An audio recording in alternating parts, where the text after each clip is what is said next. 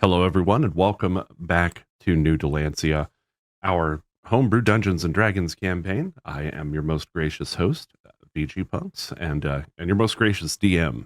More than that. Well, I already messed up the intro, so let's see what kind of dumpster fire we're headed for today, shall we? Okay. So, does anyone know what happened last time? Does anyone remember what happened last time?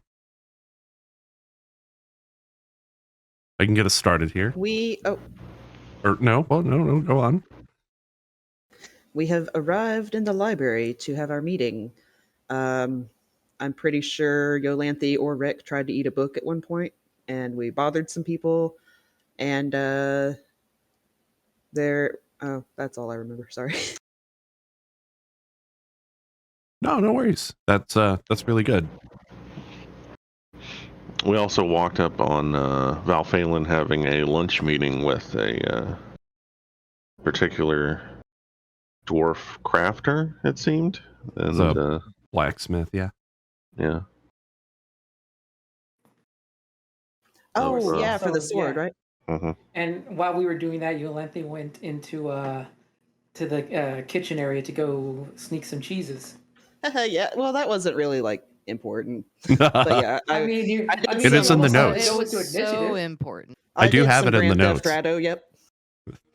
Grand Theft Auto.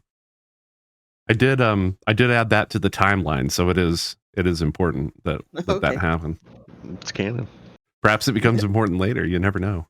They have rat traps installed now. We have rat traps installed. Now you know how to source some delicious exotic cheeses. You know what they say about those fine cheeses. Got to marinate them just right. They get all moldy. All right. So other can we than that, clarify something real quick? Yeah, go for it. But we're still in the library at the moment. Is that right? That is correct. Yes, you were just about to leave the library after spending a few hours there. Has left. No, it's everybody. Okay, got it. Well, unless you had reasons to stay there. Which if you do, that's fine. You can definitely stay in the library. You do not have to.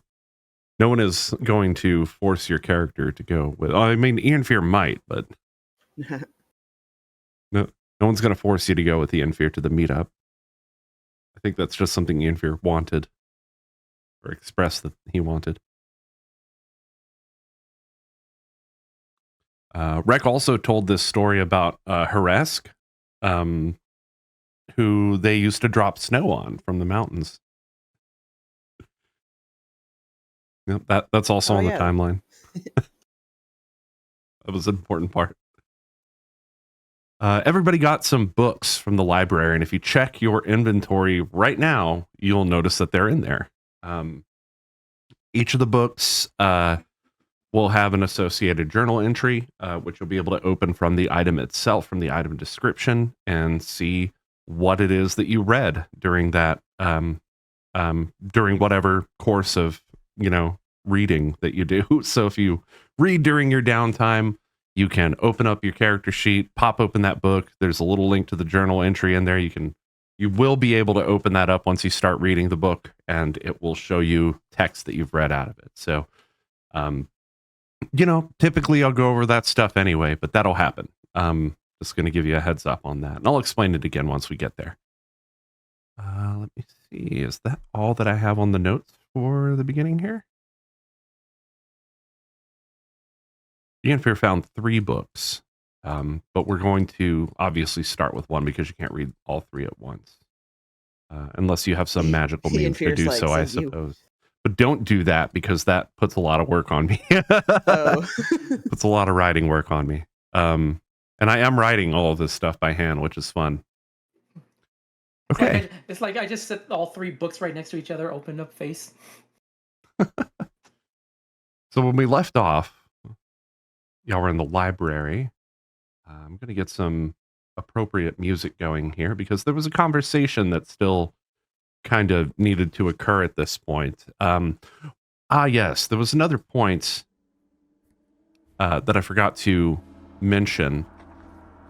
So at the library, Rec, you had gotten into a conversation with one gnome investigator named Yestis, and if you check the quest log, there is a new quest for where did I put that? Fading Footprints. It's at the very top right now. That goes over the what he gave you. So he was looking for any kind of information about missing people in Shopton, if you recall.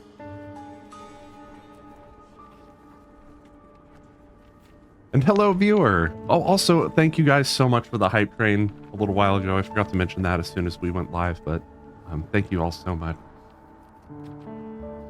Very awesome. And also, I need to fix the... You know what? I'm going to actually add a to-do for that. Fix the...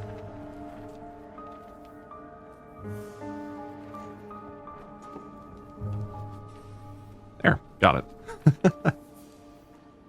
Okay. So... we are picking up right from the library scene. I'm going to go ahead and activate that now. Let me go ahead and cut the other music. You had also picked up a quest from Minerus Vrago, the librarian who is standing right over here. He had asked you to go to the home of a certain person and retrieve a book that was checked out from the library and never returned. He also just asked you to check on the general welfare of the dude because it's like a friend of his. So that, yeah, that's also in the quest log for whenever you want to look into that. Turn down the volume. There we go. A little bit better. Cool. Want to make sure everybody can hear me over the music this time because I noticed last time that was kind of a problem. So, okay. So right here, let's see. I think right at the end where we left off, Val Phelan had just gotten these sort of pile of books loaded up into a cart, and is intent on hauling them back to the What Ails Ya Tavern, where he can start reading them in his downtime. I like to think that Val is having to explain in like increasingly simple terms with like a diagram or something drawn on a napkin the concept of just borrowing a book from the library to Iolanthe, because she still thinks, well, we didn't pay for it, but we get to keep it. That is correct. But we didn't pay for it. They just give it away?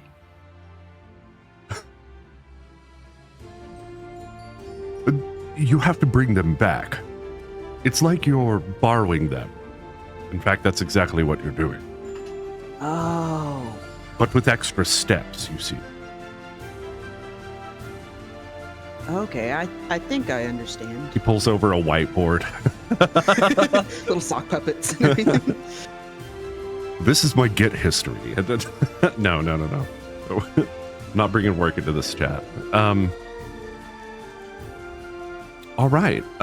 So Ianfyr, at this point, you are realizing that it's coming up on time for you to depart to the usual spot, as it were, to go meet up with Sarahi. This spot is outside the city walls, so it's probably going to take you around an hour to an hour and a half to get there by foot. Big city, Yeah.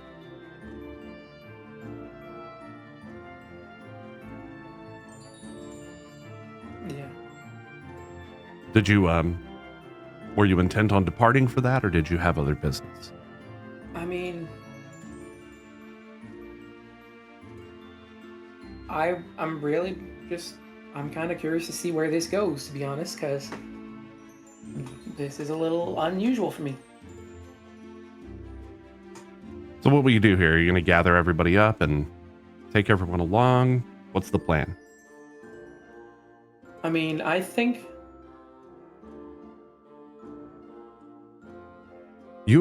Firstly... Oh, go ahead.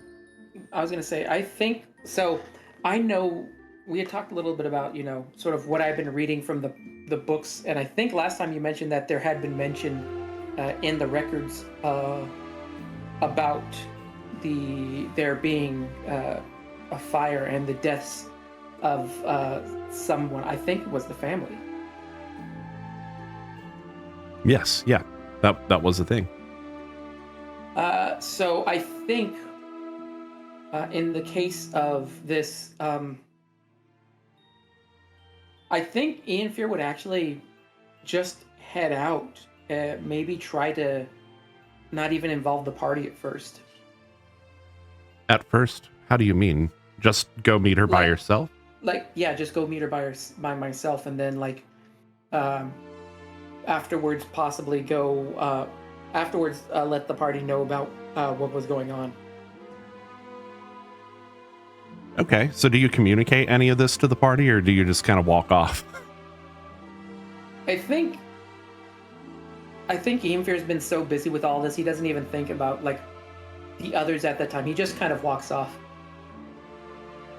All right, so the rest of you kind of look over at Ianfyr's direction, knowing that, previously you had discussed kind of the timetable of everything that was going to happen today, and you just kind of see him exit the library by himself.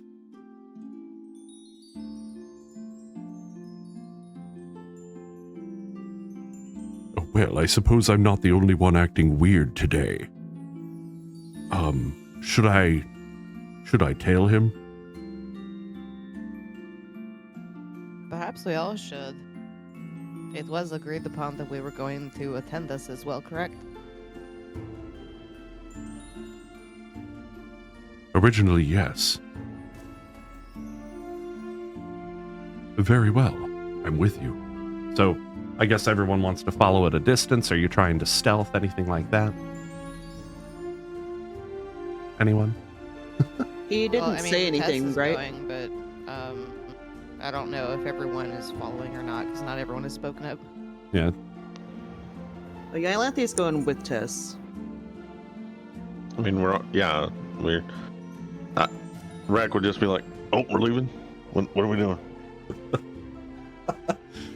Rick. Classic, Ianfyr right? just took off without us, so Tess is going to follow. No stealth, just All right, Yeah. let's go. Clang, Packing clang, everything clang, up. clang, all the armor from All the armor, yeah.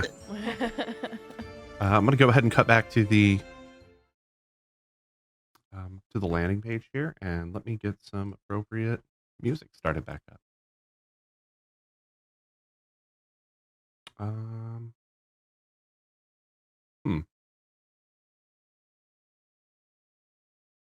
What we got? Oh, that's a good one. All right, Ianfyr. One moment while I pull up my notes.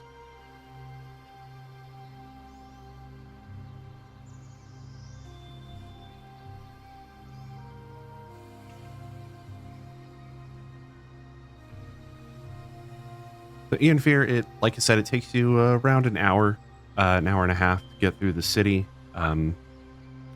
Basically, where you're headed is out the southwestern gate of the city, which you can see up there on the map on the landing page. So you'll be headed to around, it's going to be really on the outskirts of the city. We're going to say probably around here.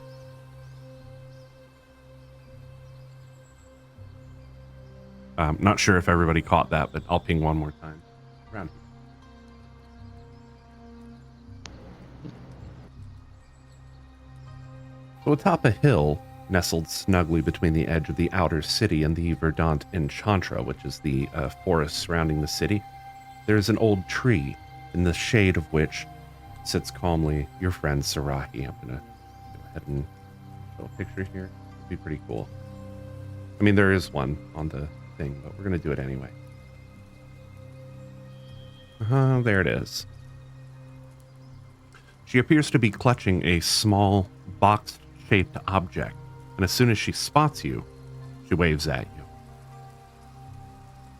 you. Ianfyr! Over here! She bellows, waving.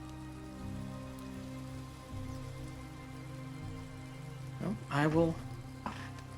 I'm going to appear a little cautious as I do, but I'll approach. You all see him do that. do you all want to approach with him? Do you want to stay back, stay in sight, stay out of sight? What does the rest of the party want to do here? Can we, I think I would prefer to, like, hang back, and I just pull out my pipe and start taking a little puff and puff. Okay. Again, do you care if you're in plain sight or not? Yolanthe usually prefers not to be in plain sight, so she kind of finds somewhere like a rock or something to sit on. Yeah, pretty easy. That's like to, a little off the road, maybe. Yeah, pretty easy to find cover out here. There are plenty of houses around. There's even, large stones, trees, things like that. Makes it pretty easy to find cover. Sorry, someone just knocked on my door. I'll be back in just a moment. No problem. What about you, Rek? Yeah, off to the side is he'll step. Like I'm not. He's not trying to stay hidden, but he is like giving space just in case Ianfyr needs.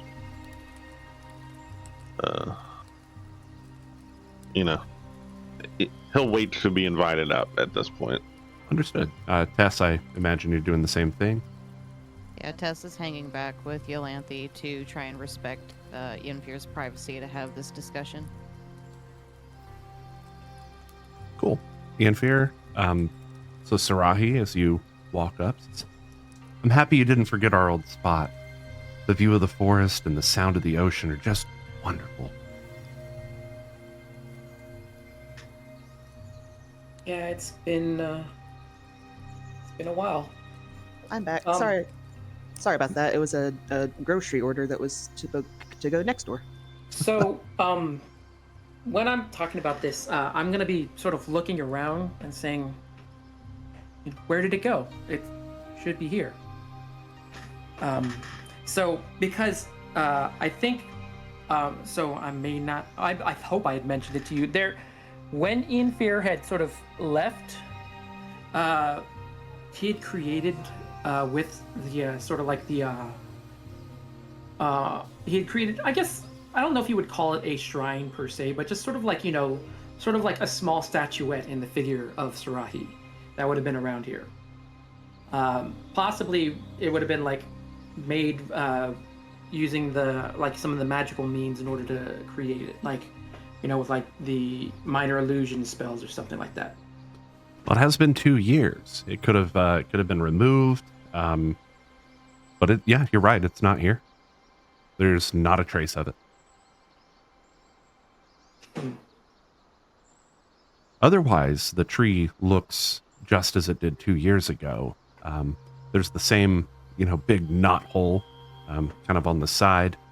You remember distinctly that you used to hide things for each other in that knot hole, because there's sort of like a place in there that only you and her knew about, that you can kind of get your hands into, where you would, like I said, leave letters and things like that to each other. Yeah. She sees you looking at that and says, I've been holding on to this since before you left. Back then, I wasn't sure about when I'd give it to you or how, but when you left, I tucked it away, and I had all but forgotten about it until I saw the guards leading you and your friends through town.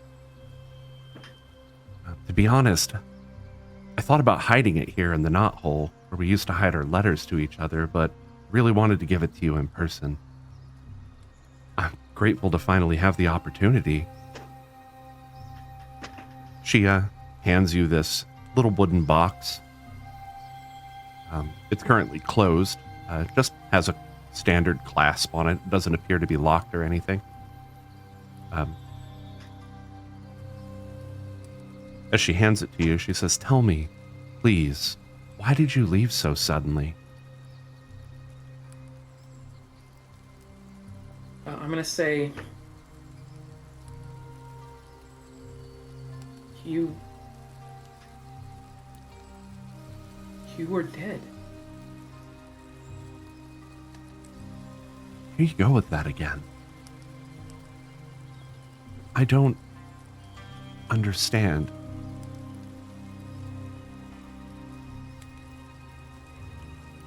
You You were murdered. A dagger driven through your body. The house burned down. And yet, here I am. No memory of such events. But you seem so determined that that's what happened. There has to be some explanation. I'll say, not just determined, and then he's gonna, from the sleeve, essentially from his dominant hand, like he lets the dagger slip out from his hand because he keeps them attached with a rope and say, "This was the murder weapon. This, I took it in order to get my revenge." Her eyes kind of narrow at the dagger. She examines it for a little while before she turns her head up to you, and I don't recognize it.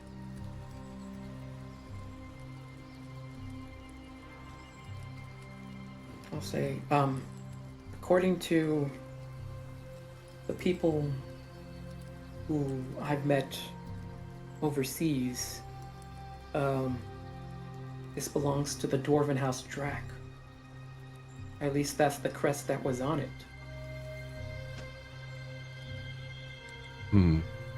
That just brings up even more questions.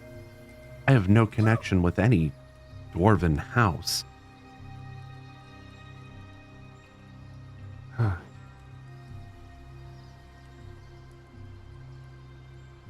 Are you certain you didn't just dream the entire thing? I'm gonna sort of hold the dagger up. If I dreamed it, I couldn't take this away from the dream.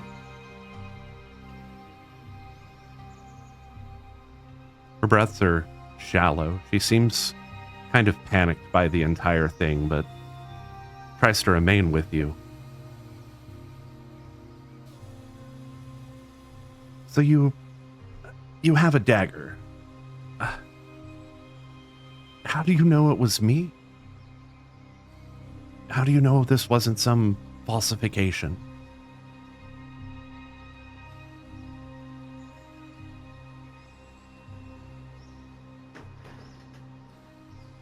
Well, there are a number of things that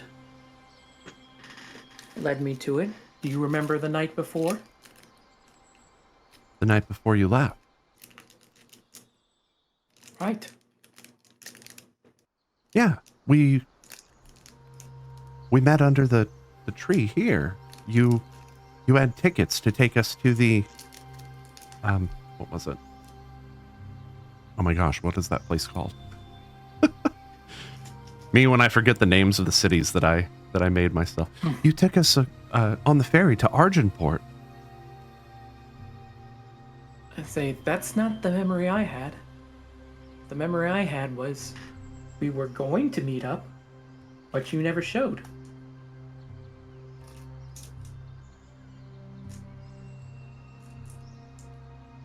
She locks eyes with you. You can see her kind of looking at you, trying to judge like whether this is all some sort of elaborate joke. But the look on her face is of absolute confusion. She is just completely lost.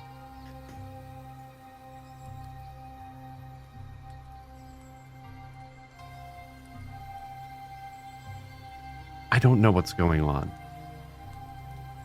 But I'm here now. Isn't that what matters?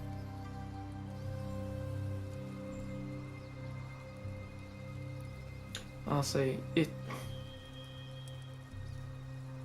is good to see you, but the events cannot be ignored. And it's shaped my path.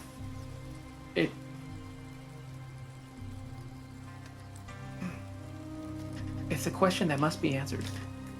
There has to be a reason for your lapse in memory or otherwise. And then I'll say, and it's not just you. My mother, my own mother, is not even as she is remembered. How do you mean? I'll say, you remember the stern headmistress? And yet, being warm, caring, and compassionate? I have no... I do remember a stern lady, but she always cared for you, as far as I remember. Well, she always took care of me. But she could not display the same kind of care that this woman did. Is that like plastic in the background we're hearing? Yeah, I was like, is somebody eating some Skittles? It's possibly. Yeah, let me see if I can find it.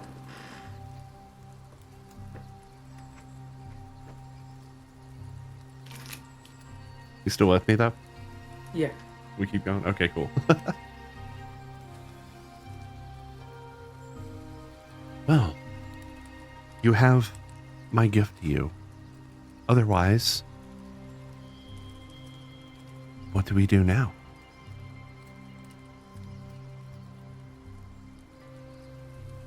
Well, my concern is for my friends. And for the people who I met overseas. And this disease and how it's affected the entire world. I need the help to get some answers. Maybe not the ones I need now, but at least the answers to this situation. Possibly to what's going on.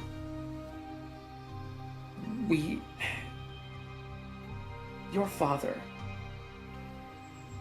even as a historian, still carries a little bit of weight with his word. Of course. It would help us tremendously if he could speak with the Mages Council. Try to get them to help us with understanding this mirror. Absolutely. I'll speak with him. I'd offer to bring you by, but he never really thought very highly of you.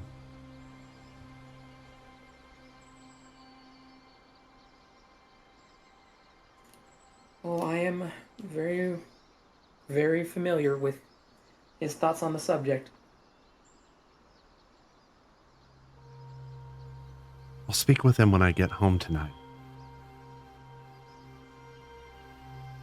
In the meantime, is there anything we can do? I mean, about your memory?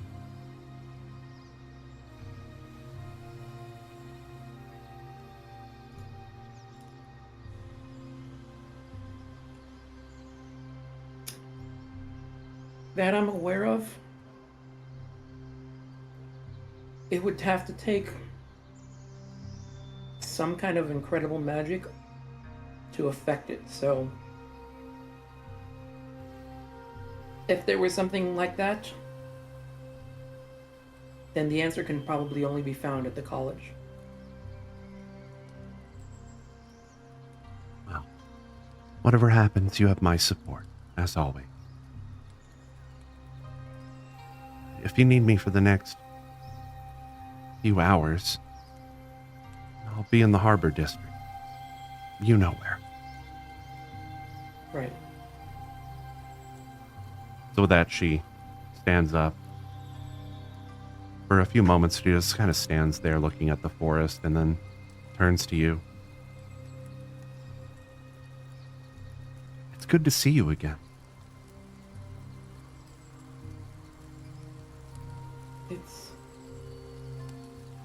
It is nice to see your face again. She turns and walks off. You all see Sarahi depart from the hilltop, leaving Ianfyr by himself. Ianfyr, you have in your hands this little lockbox. It's made of pretty stern wood, or strong wood. And it has a metal clasp on the front that keeps it shut. Just holding the thing and kind of moving it about, you can feel a couple of objects could be loose inside, kind of rolling around.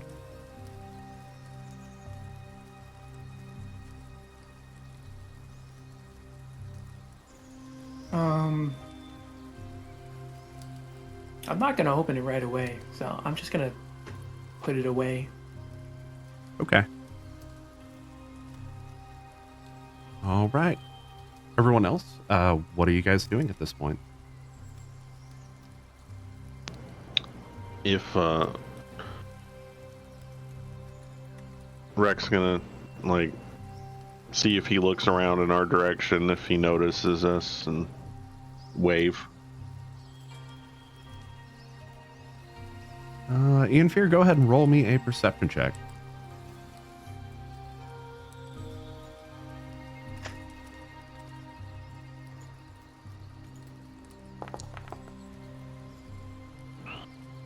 With a 12, Rec being in plain sight, I'd say you can see him, yeah.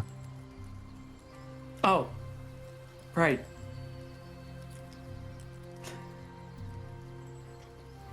I'll just be like, yeah, sorry. I just got caught up in memories. I can't hear you. They're quite a ways away. Are you gonna like Sorry. flag them over, or like? I'm just gonna say, oh yeah, sorry. I just, yeah, I'll just. Well, I'm gonna walk up and be like, oh yeah, I was about to ask Sorry. if you were shouting at us. Oh yeah, sorry. It's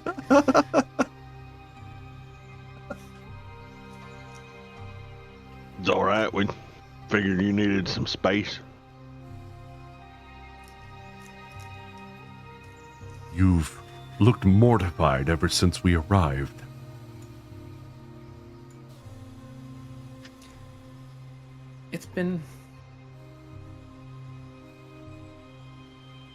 it's been a few years, and my last memories were of her body lying in the middle of her ruined home, burned to the ground, with this dagger that I've carried with me ever since, stuck. And Wait a minute. Are you saying we seen a ghost on the hill talking to you? I don't know what we've seen. That's the problem. Because no one seems to have the memory of it happening. But when we were in the library, and he's going to pull out the book, and he's going to say, I found the record of the event occurring. I found the mention of her family being killed and her family home being burned.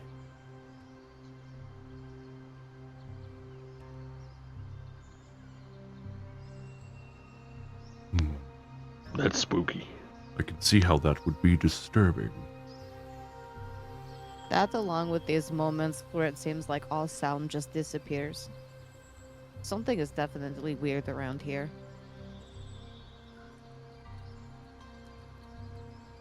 It is. Rex now looking around nervously. It's not like all sound disappears. It's just like, it's like there's some. Is it that buzzing noise we heard before? It's sort of like there's some ambient noise that is like an ongoing thing that you always hear. Think of it like being at a like at our house outside. You can hear the freeway from here. Imagine if suddenly that was completely silent and then it came back.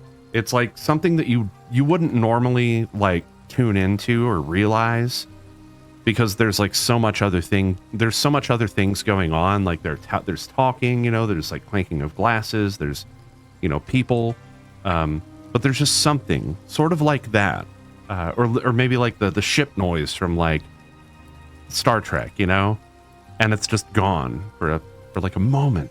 You don't hear it, and then it's back. It's almost like It's still weird. it's almost like just a feeling that you're getting, more than an actual like sensory effect, if that makes sense. It is still weird, yes. It is still very weird.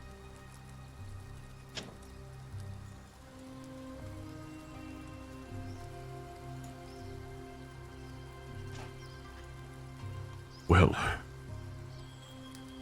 what happens next? I'm not sure. But no matter what, it seems to me that the answers to my questions and a lot of our questions seem to be within the halls of the college. It's just going to be a matter of convincing them to help us.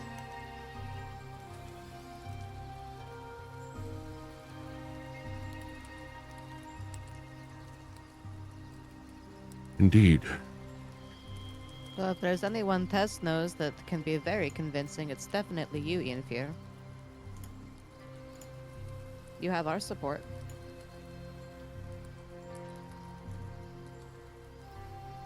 So let's see. So like you said, you do need to check on the status of the mirror, which would be an inquiry for probably Professor Torzalon at the Institute. That's the first name that strikes your mind, Ianfyr, of course. What else was there? Aside from the matter of the gift you've been given, there's also the matter of the missing book from the library, which you're able to look into pretty much at any point. You could also spend your time trying to figure out what's going on with this missing person. Yeah. We also, there's also the whole matter of you needed to go back to town anyway so that Valphalin can get his sword examined or get the info about his sword. No, that is a thing. When was he told to go back? I actually forgot about that. That's up in here. Wasn't it evening? I think so.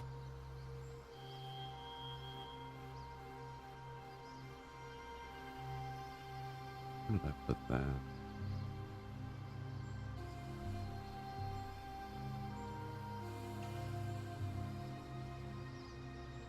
I had thought it was the next day.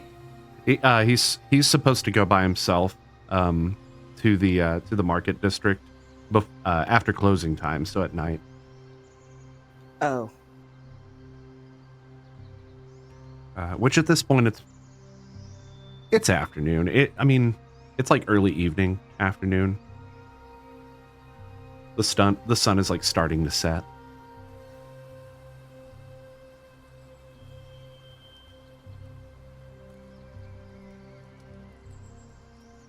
Well, it's your call, Ianfyr.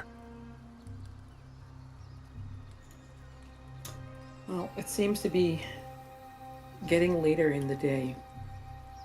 Much as there's some answers I would like to seek, I think it'll have to wait until tomorrow. If not, besides, there's more of the city I have to catch up on, to be honest.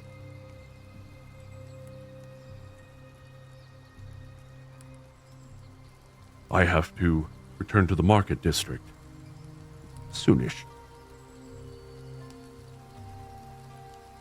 Well, what of the rest of you?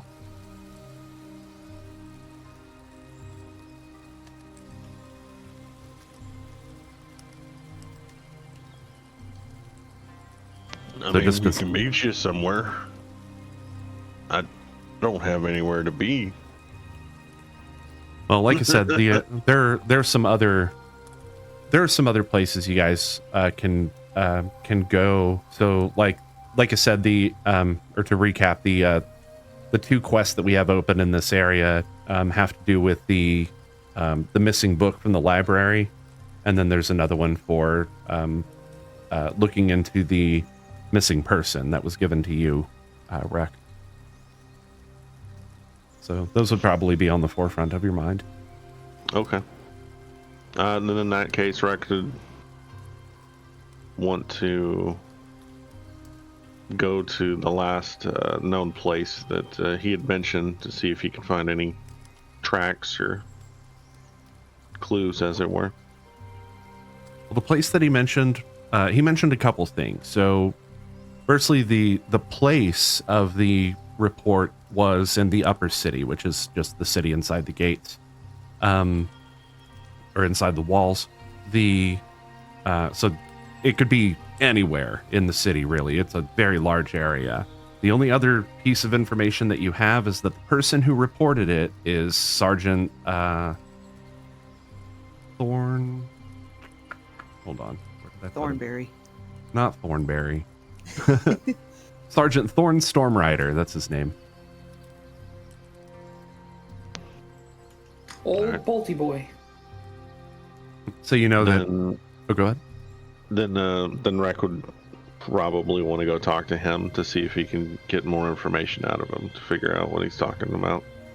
Yolanthe puts her pipe away and she's like, I could go with you if you like. I'm good at Wait, tracking. are we talking about going after the missing book? The missing. Or the manuscript? Rec is talking about going to investigate the missing person. Oh, the missing. The one that was given to him by the gnome investigator. Okay. Tess will also tag along.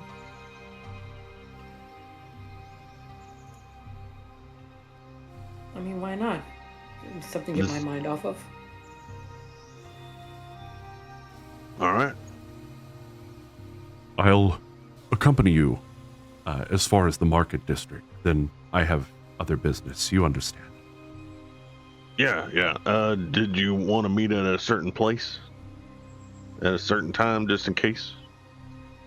I'll just meet you back at camp, or at the tavern, as it were. All right. If that is to your liking.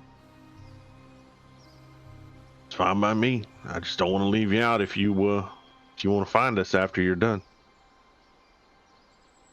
You can fill me in later, friend. I trust you.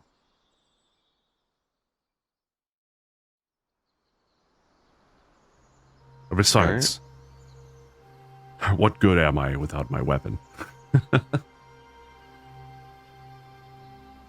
You're plenty good, old friend. He claps him on the shoulder. And we got weapons to spare. He puffs his pipe. You see the smoke pillow out of his nostrils. He kind of laughs a little bit. I'll see you at what ails you. And he walks off toward the well, he walks with you toward the market district. Again, it takes about an hour and a half to get there. Along the way there, do we spot any like missing posters, like missing people posters or anything? Not a single one, no. And you're sure to check every time you see an announcement board or. But no missing people. How long had he been missing? Well, Yesta said he had gotten the report, I think yesterday. Okay. So the day before. He had just arrived in town and was trying to look into this. Kind of took the same approach that Ianfyr took, was first place, let's go check some records.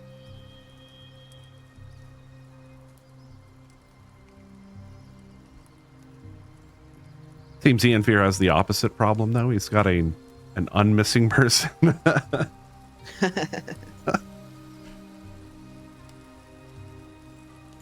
Maybe that's the mystery of this town. Somehow, where someone goes missing, the other person who was missing comes back. You pass through the market district and part ways with Val Phelan. See you in a few hours, then.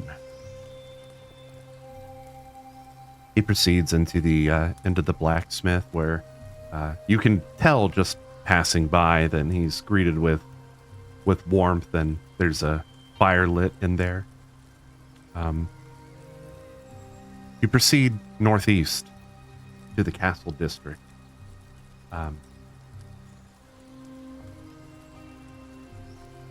I have any pictures I can actually show here?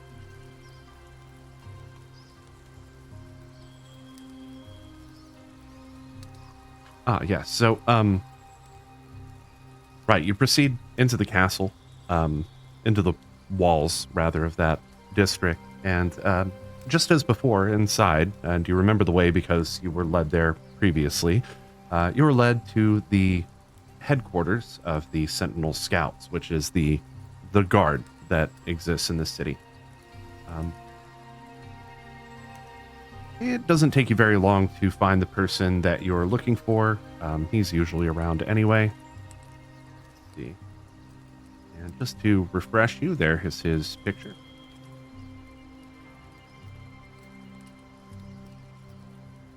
You basically walk in to the front of the place. He's already standing right there, looks up, eye contact with the Ianfyr, eyebrows furled, and he walks over. You're Hey, back. What's up, Sparky? And I hadn't even cleaned your cell. Well, it's your lucky day, Corporal Punchman. Oh, I'm sorry. Not Corporal anymore. Sergeant, right? So Correct. Sergeant Slaughter. Well, we have a little bit of a interesting issue. Something about a missing person? Oh, God, not that business again. I already told you I don't know anything. Well, I already told the other gnome. I don't know anything. Well, I mean, we knew that because it's you after all, but seriously, not even a little bit of a clue? He rolls his eyes. If I had any idea about a missing persons, do you not think that I'd have my guards looking into it, especially someone that disappeared inside the city? Well, I mean, maybe for the folks in the more nicer houses, but maybe not as often if it were, say, someone who's a little bit closer to the outside.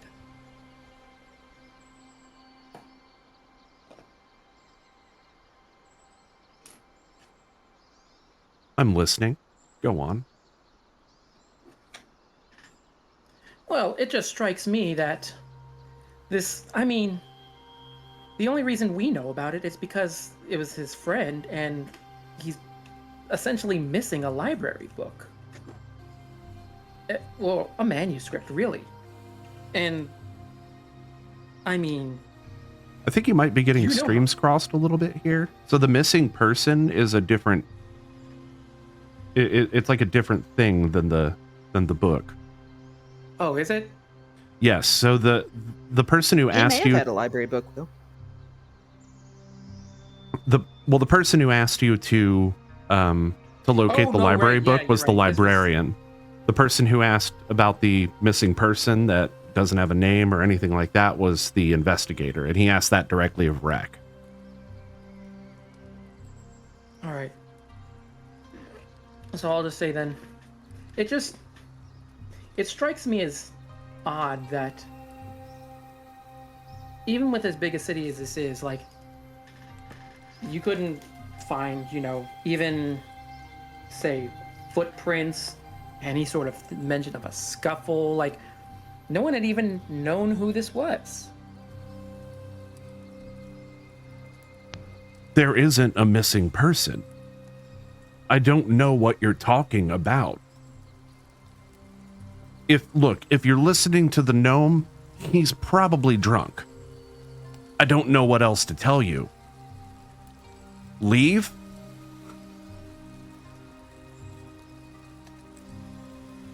Or you could stay. I've got a room just for you.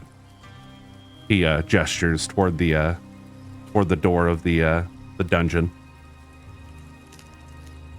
Well, I mean, one stay was enough. I mean, especially considering how often you've tried to get me to stay here. I can see why. Not many people want to stay afterwards. Got Such you rude once. Hospitality. Yeah. And how many times did it take before you got that one? All that matters is it happened. He folds his arms. He's kind of got this smirk on his face. That smirk he always had when he got his way. All right. At this point, Rex gonna step up. Look, we're only here because he said that you might have some more information.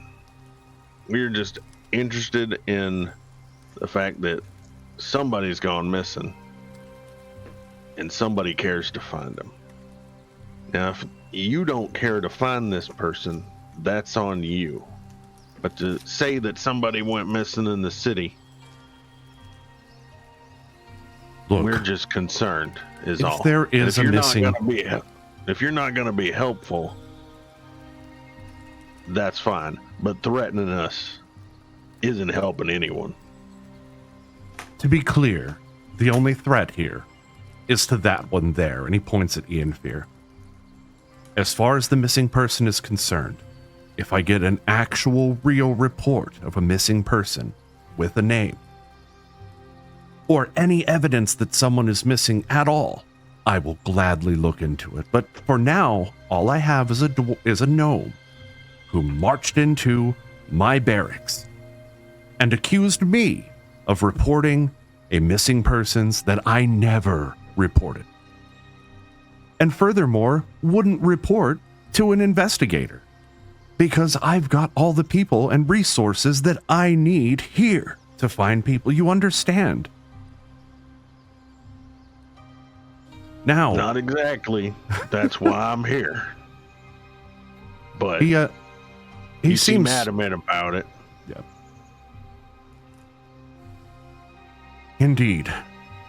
Now, if you find anything, I would be glad to know. Otherwise, please get him out of here.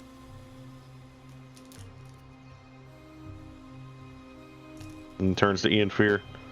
You can do what you want, but I got all the answers I need. More And then questions, more. Rex. Oh no, I'm not here. And Rex just stares at Ianfyr, Yeah. waiting on his move.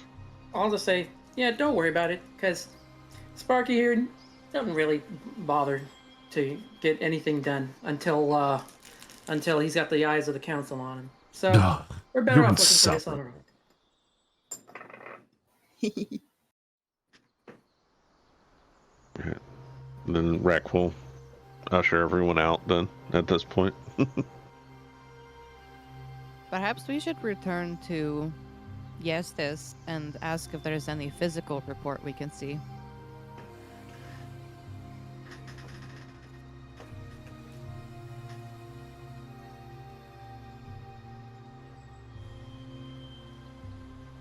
What do y'all think? Well, it seems like, I don't know what it seems like. There's a lot of things happening around here that didn't happen, or things not being the way they're supposed to be. Yolanthe takes a little puff and she says, what's his name? Sergeant Sparky, he doesn't have a twin brother or anything, does he? You think after I think if I were his brother, I probably would change my face magically as soon as possible. Maybe someone was pretending to be him. I mean, I can't imagine why anyone would want to pretend to be that incompetent, but there are their reasons. Well, he is in a position of authority, so if Yeah, and he has access to the jails. Say that's another thing too. Like, he was the flunky who had to chase after me when I was here. Like, how did he manage to become a sergeant? Like, that takes some notice and recognition. This town is too weird. This town seems like the kind of place where bootlicking gets you somewhere. Yuck. Either way, perhaps if we retrace our steps, go back to the person who got the report, because we do know that there's a report of a missing person, but do we know the name of the person? No. Yestis told Rec. Well, Yestis told Rec specifically that he received the report when he was in a different town nearby. He came as quickly as he could, and he physical report, like a letter. Yes, and it was from Do we have Sergeant. the letter? No, Yestis does. So we should. I'm thinking we should go back, ask for the letter, bring the letter to Sparky, and then show him the letter and be like, "Is this your handwriting?" You know. Okay. All right. Yeah, but that's all he had. It was just there wasn't a name, there wasn't like a location. It just said someone from the upper city. That's all it said. Yeah, let him forever be known as Sergeant Sparky Slaughter. Sergeant Slaughter. Oh my god.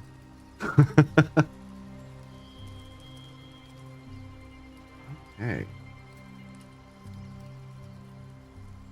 Sounds like a good plan, Tess. And you'll start heading towards the library again. Is everyone in agreement on that? Head back to the library. I think so. Okay. We do a little bit of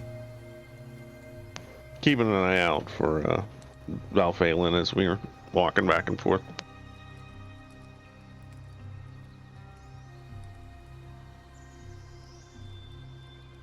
Okay, all right. Yeah, okay, cool.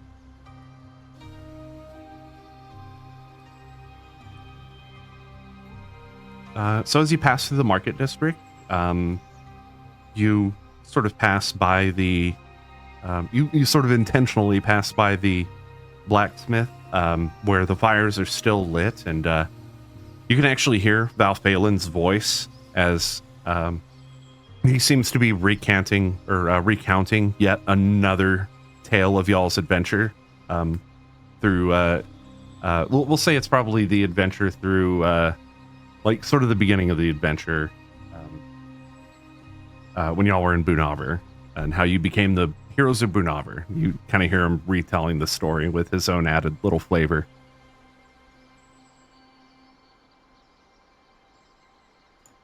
How Alright. Ahara rescued what was his name? The wolf.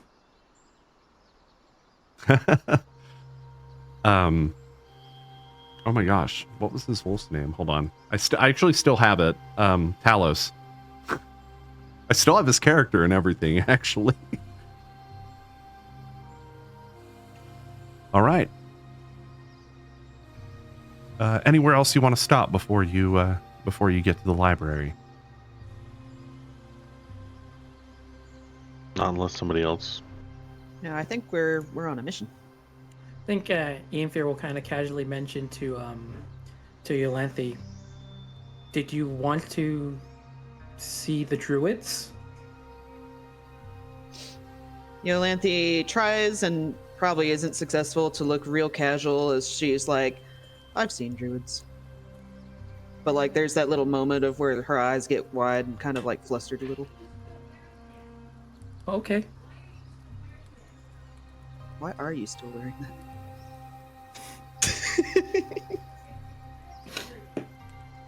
It isn't long after that you reach the Hall of Cognition. Once again, the librarian approaches you, and with his same whispered voice, he says, "Oh, you're back. Was there any luck finding the book?"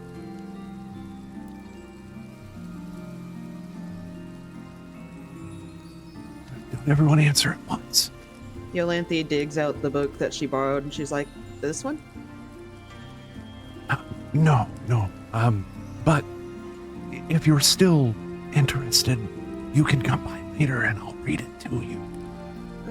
Okay. Remember, you had spoken about that previously, yeah. that if you come back after hours, he'll redo that. Unfortunately, we hadn't yet solved the mystery around the book. I understand. But if you could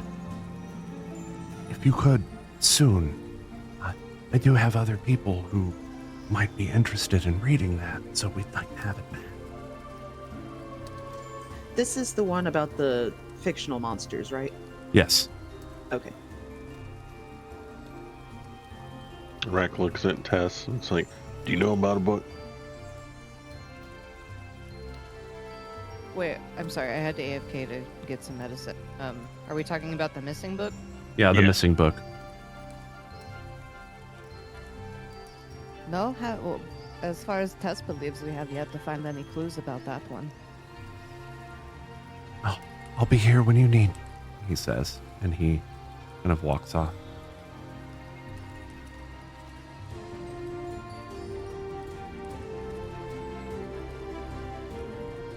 Wreck back in the back corner over here, or well, I would say the back corner, but the at this back corner table, I suppose it sits Yestis. All right. He doesn't even look up as you walk in. He's just buried in all of these books and various papers. I point back to him and be like, that's the guy there, Tess. Let's go find out if he's got the handprints or what'd you say? Handwriting? Well, you mentioned that he said he had gotten a report from Sergeant Sparky. We just want to see if we can get our hands on that report. Maybe we can use it in the upper city to see if there's anyone that's missing. Or we can ask Sparky himself if he made it. Just as you pass by this elf sitting right here, goes, Sorry. Yolanthe growls at her a little bit. Just like a tiny bit, like barely audible.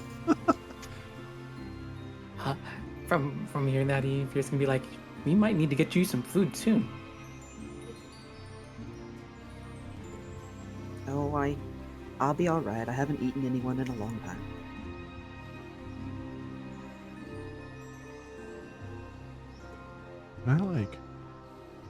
that'd be really cool if I could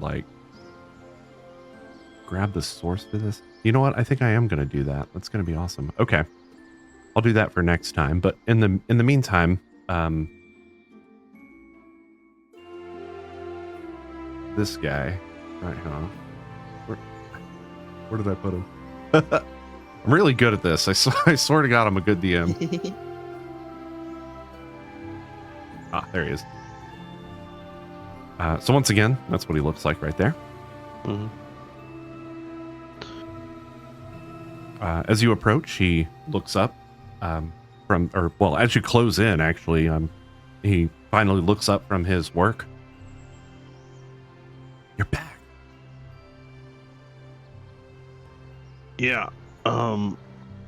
We went and spoke to the sergeant who seemed to have no recollection of any missing person or asking for help at all. And we were wondering if we could see the message that was given to you. See. He digs around. He says something under his breath, and then he digs around in his cloak, in his coat, pulls out a piece of paper, or a piece of parchment, rather small, and it. You know what? I'm actually going to type this in chat because I feel like that would be easier. I don't have a handout for it. I can make one a little bit later, but as of right now, I don't have one. So I'm just going to put this in chat so that everyone can read it as well as hear it. Let me type it first, and then I will say it. See, All so... right.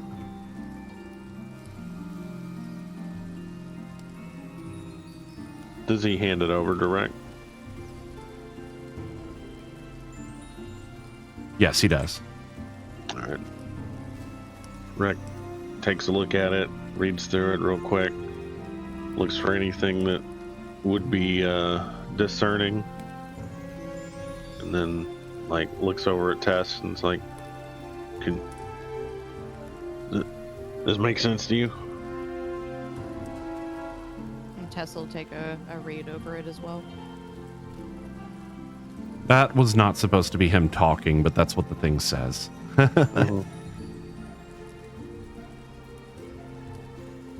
Yolanthe looks at Yestis and says, "You've met the sergeant before? Or was that your first time ever meeting him?" That was my first time ever meeting him. And she tilts her head and kind of narrows her eyes a little bit. And she's like, "What did he look like?" Well, you're talking about Sergeant Stormrider, right? Yeah, I'm trying to see if the description he gives of the person he spoke to matches the person we just left. You know, I don't remember what he actually looks like, so. That's interesting. Okay. Give me a second here.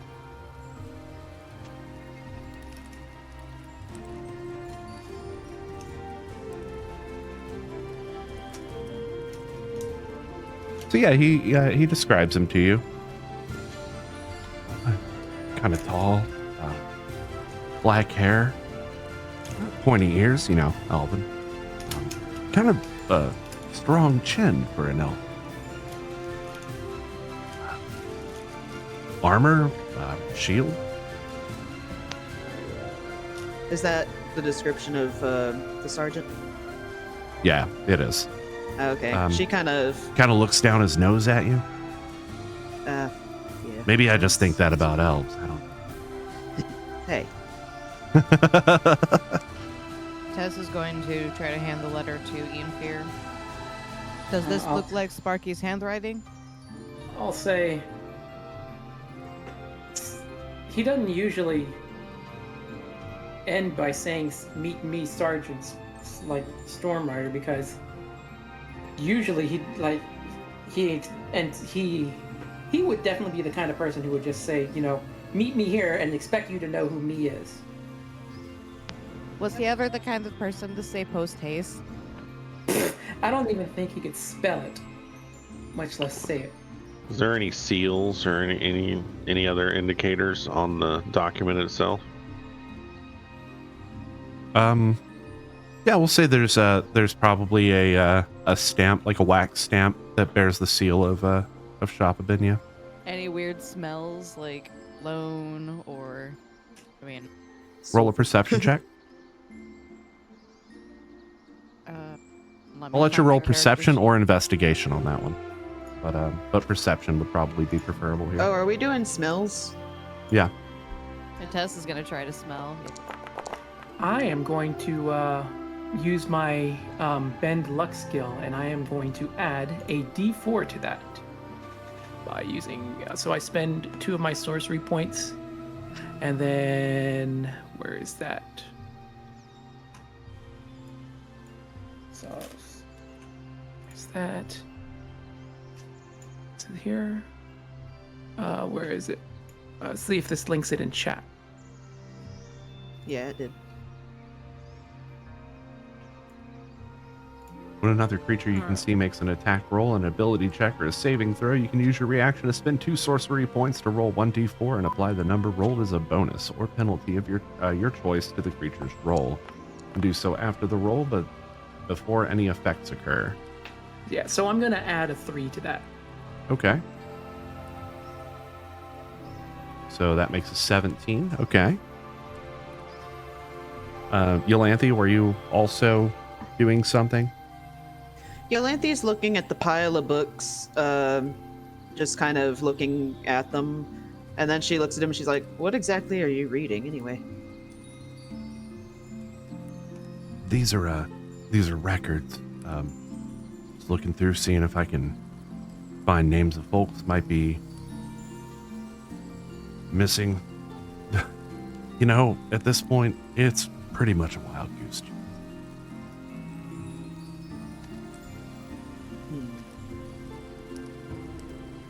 Yes, there are no smells about this letter. No smells that smell smelly. Where did you say that you traveled from, sir? I never actually named that city. Always getting you with The the city tough of questions. Cityton. The city just southeast of Shopabin. It's called.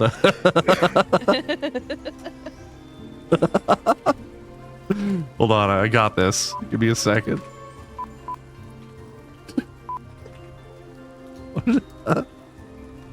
Why do you guys do this to me? We keep you on your toes. You think you have everything covered, but then there's Tess.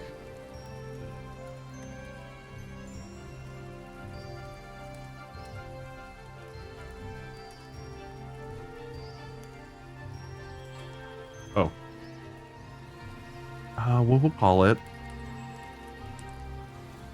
So while you're doing that, on a scale of 1 to 10, with 1 being like a napkin with ketchup smeared on it and 10 being an official letterhead, what's the like officialness looking of this paper? It doesn't really look official, actually. It looks like it was very hastily scrawled. Like Perhaps no letterhead or angrily? anything? Kind of heavy-handedly scrawled. But no, Feel there like they- doesn't appear to be a letterhead or anything. Oh, okay.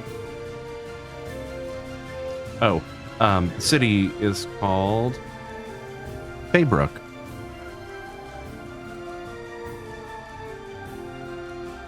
I'll have to add that to the map. So he also traveled like across the ocean to get to Shopabin? No, it was inland. Basically, the Inland, okay. the town that he names. He also says it's just a ways southeast of Shopabin, so it's like it's on the mainland where Shopabin is, but it's to the southeast, so it would be right here. Oh, okay.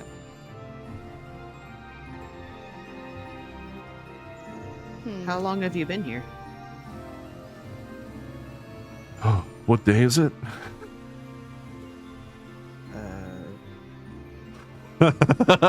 Tuesday? I don't know. As he says that, he once again pops out a flask and takes a swig from it and puts it back into his pocket. It's been about a day, I think. You came here to investigate this person, or was there another reason you came? To investigate the person, and I've been at the library ever since I got back from the castle. Castle was the first place I went. I mean, Yo, the thing that I am concerned about is what made you decide to just come here and to check. I mean, there's not even a name. We don't know who it is, right? I figured maybe if I sat in front of this, and he gestures vaguely toward the massive pile of books and papers, something might jump out at me. You see, he's got like accounts of recent news in front of him. He's got like ledgers. He's got, like bank stuff, like like ledgers of debt, things like that. And just some like wacky stuff that's in front of him. Just lists of names, like what's the word? Census documentation, like just there in front of him. I'll then ask, what were you doing before you were given this note? I mean, why were you in this other city? Oh, I travel a lot, case to case mostly. Let's see. The case down there was missing cows. You wouldn't believe this. So he goes on this kind of long-winded story. He at least starts this long-winded story about there was like a lady whose cows were missing, and he was hired in to come investigate what happened to them and how an entire field of cows could be suddenly missing and where they might have gone. And he wound up finding them over the... he actually had to take the ferry from Shopabin over to Argenport, and he found the lady's cows were in someone else's possession there. Hey, that's fascinating. Anyway, it sounds kind of like there's a fake. Sounds kind of like there's a fake sergeant, maybe. Um, would anybody, by any chance, be trying to lure you somewhere? Big Sergeant. I hadn't Yeah, considered the real that. one doesn't seem to have any recollection of anything. So, did anybody, maybe somebody who knows how to disguise themselves real good, maybe they wanted to get you somewhere for some reason? Hmm. Not that I can think of. Well, I don't know. And None she that none that should she be looks in to the others and she Shoppa. says, "I'm out of ideas." Perhaps we should go poke around in the upper city, see if we can find any hints or tips there. Oh. Yeah.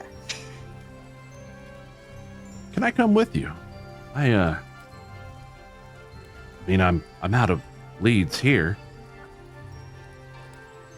Seems like your hypothesis of a fake sergeant seems like a best thing I've got.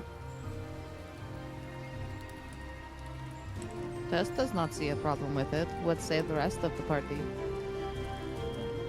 Sure. Let's go. Onward. And he pulls out that flask one more time, takes a swig, and starts to follow you out the door. At this point, let's go ahead and cut not only back to the table here, but let's also cut to BRB. I will see you all in 15 minutes, or we'll cut to intermission. I mean, I'm going to go ahead and run an ad as well, so everybody kind of be aware of that. But here we go, intermission time. And we're back. All right, so you have now exited the library. You have Yestus in tow. Let me get some music. So what happens next? Well, Tess does not know her way around this area exactly. Ianfyr, would you happen to know the way to the upper city area? You know that the upper city has everything on the walls. I'll say. You know, Tess has a terrible sense of direction. I'll say. Well, I can definitely say I've walked my share around there. Done a bit of window shopping, so I can lead you around a few places. After you? What is your goal here? Well, we know that the missing person was reported in the upper city area, so the idea, I guess, is just go scope it out and look for any kind of clues. I think we should be looking out for people who possibly should be at least either concerned or anxious, potentially. If someone thought to write a note to at least get this notice that this person is missing, even if it's like a fake thing, then they're gonna want to look concerned.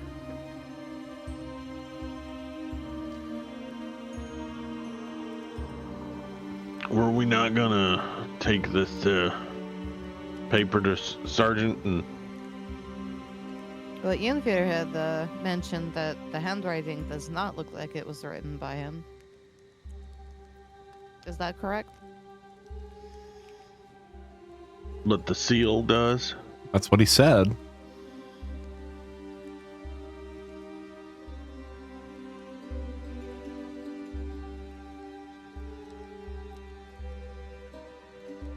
Tess is down to go either direction. Do we want to speak with Sparky, or should we go investigate ourselves? I'll say, Bless. Thank you. well, I've had my run-ins with him, and he certainly has not proven to be the most effective. I have not known him to be a liar, at least a bald-faced liar. So, I say we look here around the area, see if there's anyone who might be looking for, either looking for someone who's missing or at least looking with some concern at any rate, see if we can try to get some more information.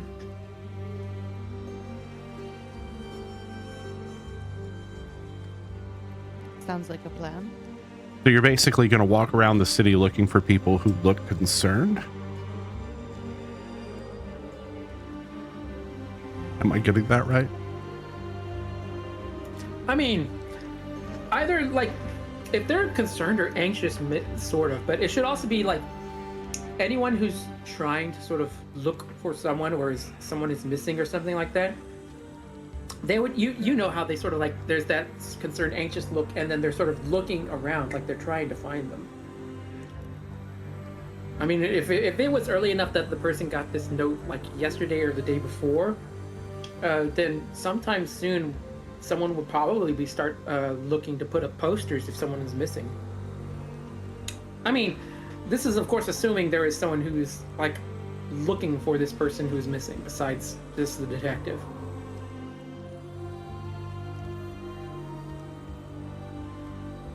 Interesting. All right. We're just looking for anything out of place in the upper city. I don't know, just scoping around, I guess, because the only clue we have so far is the mention was upper city. Okay. So yeah, the upper city district is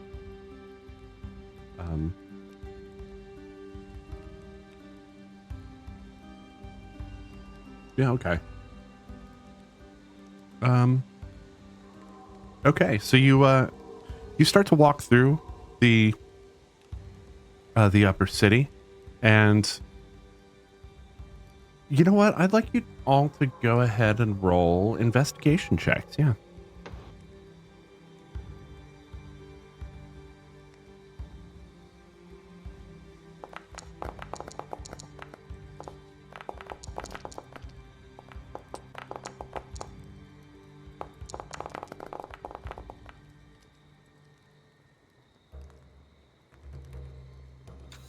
Yolanthi's apparently not very invested.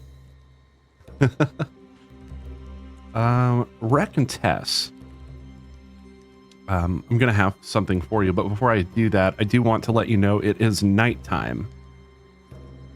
So let's start with that as a bit of context here. So you're wandering about the upper city, and something that you, Rec, and you, Tess, notice is that you've seen at least two houses just walking through that appear to be unoccupied. Like nobody seems to be inside. Like typically at night, most folks come back to their house, especially if they have like families and stuff. But some of these rather large, like manor homes, appear to be completely vacant. Without actually having signs of being as such. Like, you know, if you look at the yard or the gardens, they seem to be tended recently. But otherwise, the houses themselves appear to be vacant.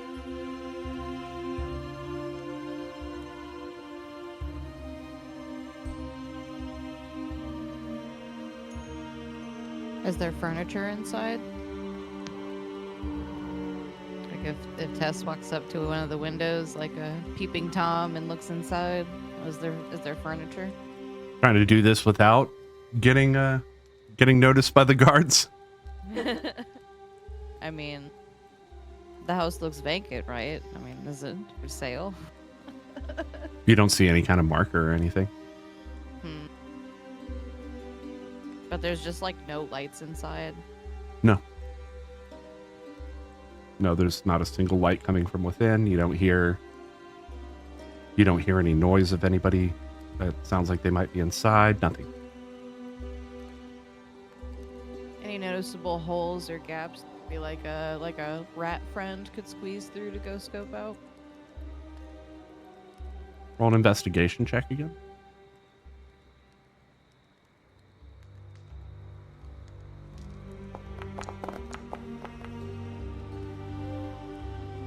Oh yeah. There's a few ways that a rat might be able to get into this house.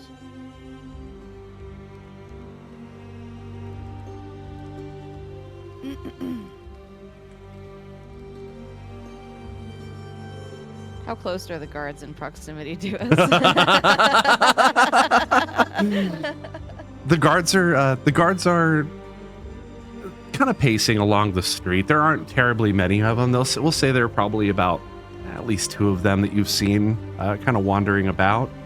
It wouldn't be so far-fetched an idea for you to just kind of wait until one goes around the corner or something.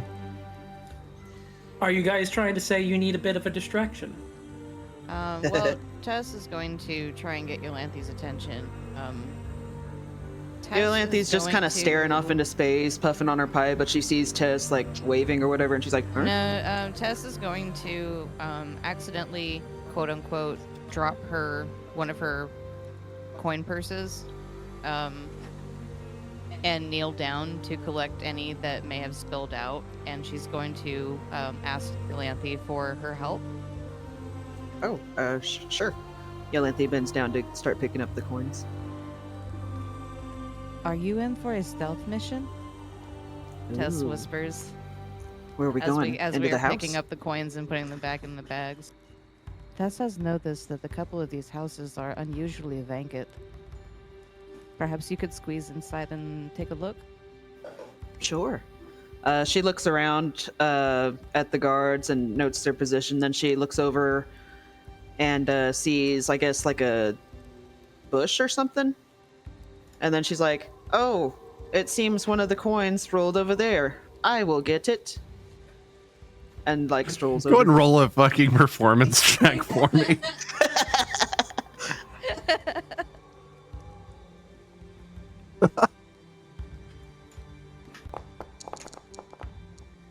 Yeah. Yeah, just about. Hang on. You Well, cursed that no. yourself, you know. Hang on. I am gonna actually use my inspiration, which I always forget to use. So let me try that one. Yay! Because I always forget to do it. It should be the star how- next. It's the star next to the circle next to your Yeah, level. I got the star. How? What do I just re-roll or? Yeah. Yeah. Okay, cool. Just re-roll it. Sure. Okay. Damn. That's harsh. Sorry, I guess I can't help this performance. Yeah, that's fair. So I One of the- look totally sus then, I guess. One of the guards who was just about to head around the corner as soon as you said that locks eyes with you and just stops and turns and crosses his arms. She jingles a couple of coins at him, like, "Yeah, we lost one. Anyway, I'm gonna go get that right Tess over is here." rather clumsy. Sometimes she drops her bag. Apologies. The guard starts walking over. Perhaps we could use your hand? Reg turns to the investigator. Like, how long you been in town? It's been one Like day. 30 minutes, apparently. He says it's been one day. All right. I'm just. Is Rex looking at the houses that seem to be vacant? All right. Do people in this part of the world just up and leave their homes?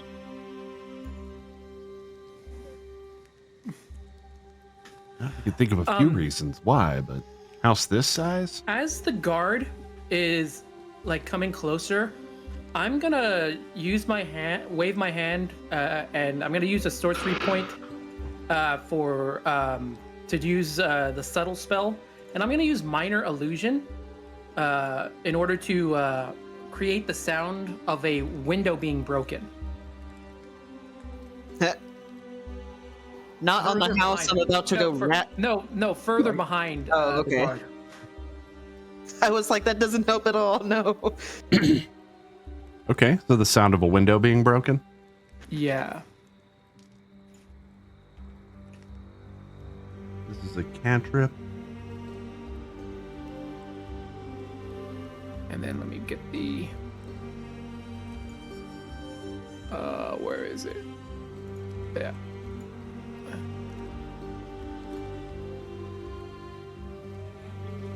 Nice. Okay.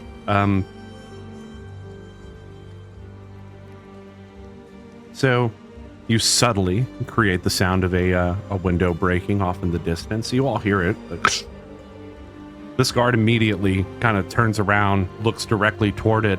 Hand on his weapon, he starts trudging away toward the sound. Phew. I'm gonna say I don't think it's gonna last long. So whatever you're gonna do it fast. Fair enough. Are there any other guards like watching or anybody watching at all? No. Okay, Yolanthi's pendant glows, her eye glows. She starts to shrink down and wriggle into rat form, and then squeak squeak, wiggles her nose and immediately squeezes over to the house.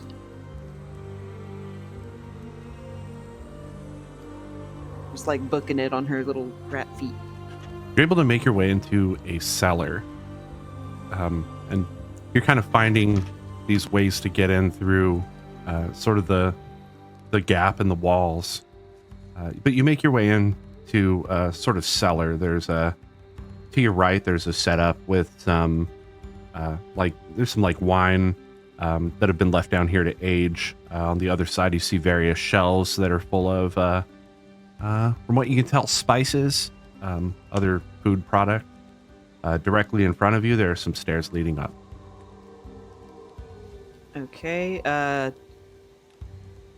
I sniff at the wine a little bit, the spices, and then I make my way to the stairs. There's like a door, I'm guessing, yeah? There's a door. Is it got a crack under it big enough for me to squish under? No. All right. However, you mentioned that you had quickly sniffed the wine. Yeah. You notice about the wine that it is completely dust free. It looks like it had someone has been at least down here recently to clean. Okay. I'm gonna listen at the door just to see if I can hear anything up or around. Perception check, please. Oh, I don't have my rat. Oh, I'm sorry. I don't Let me fix that for you. Oops, that's not how we do that. And wild shape. Done. You should now have an option for that.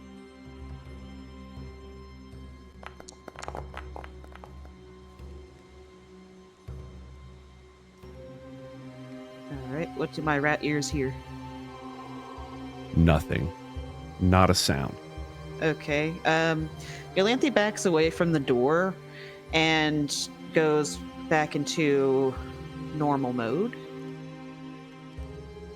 And she's about to try the door when she suddenly stops, kind of tilts her head for a second, and then she goes over to the wine and takes one. Okay. Drinking the wine. Not drinking it, just it's bottles, right? Oh yes, it's bottles. Sorry. Okay, she picks one up and just takes it and stuffs it in her bag. Okay. Looks like a pretty fancy bottle.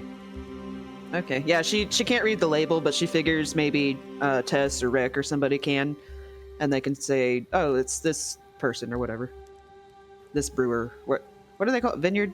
What does a wine person make called? Vineyard. Okay. So she goes back up to the door and tries to handle to see if it's locked.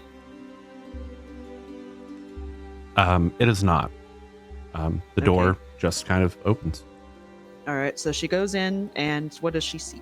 On the other side of the entrance to this cellar, you seem to come out into a what looks to be a kitchen.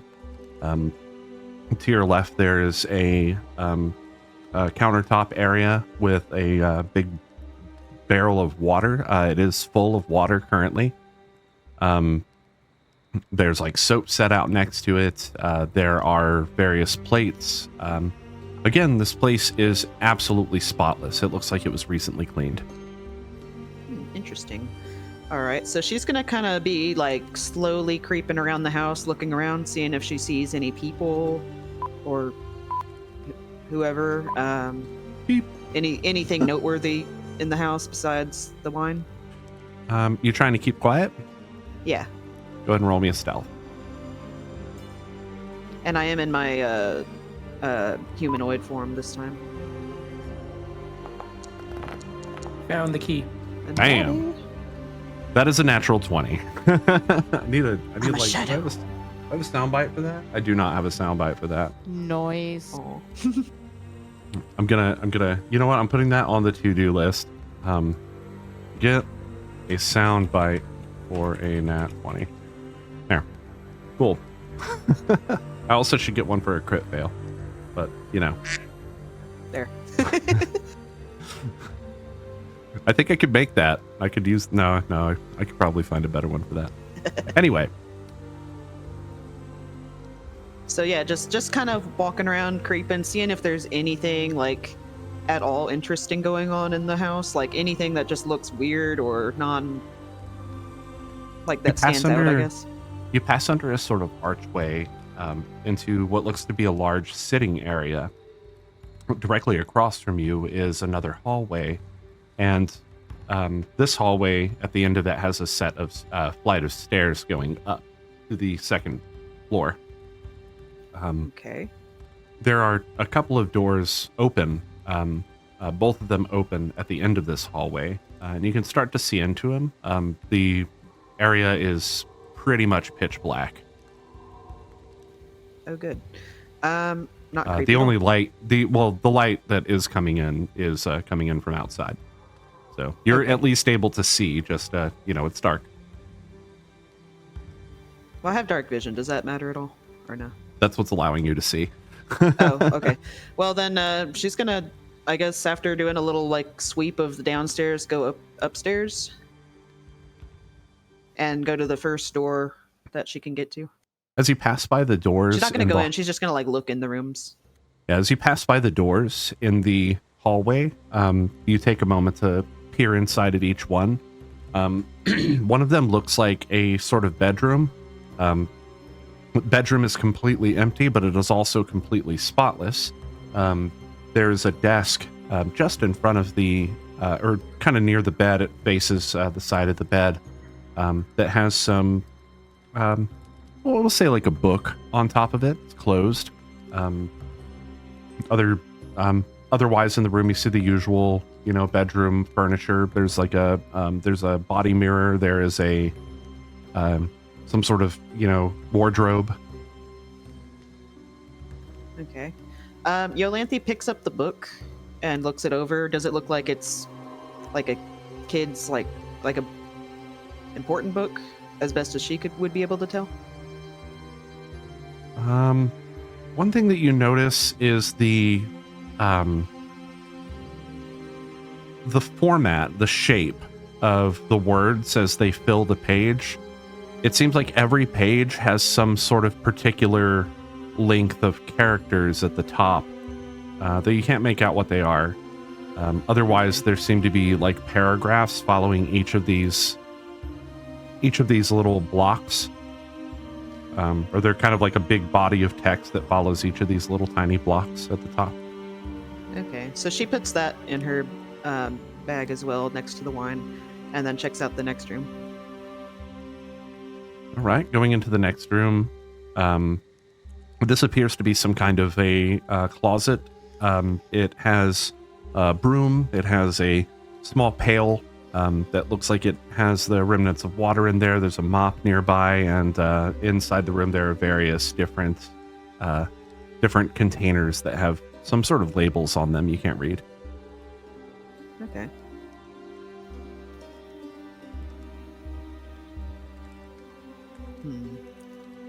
There's way too much stuff to pick up, isn't it? Oh yeah, absolutely.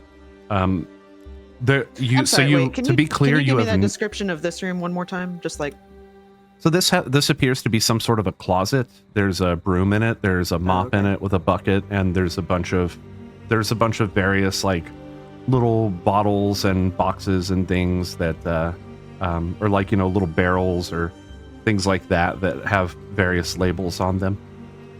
okay. Some kind of storage area, maybe.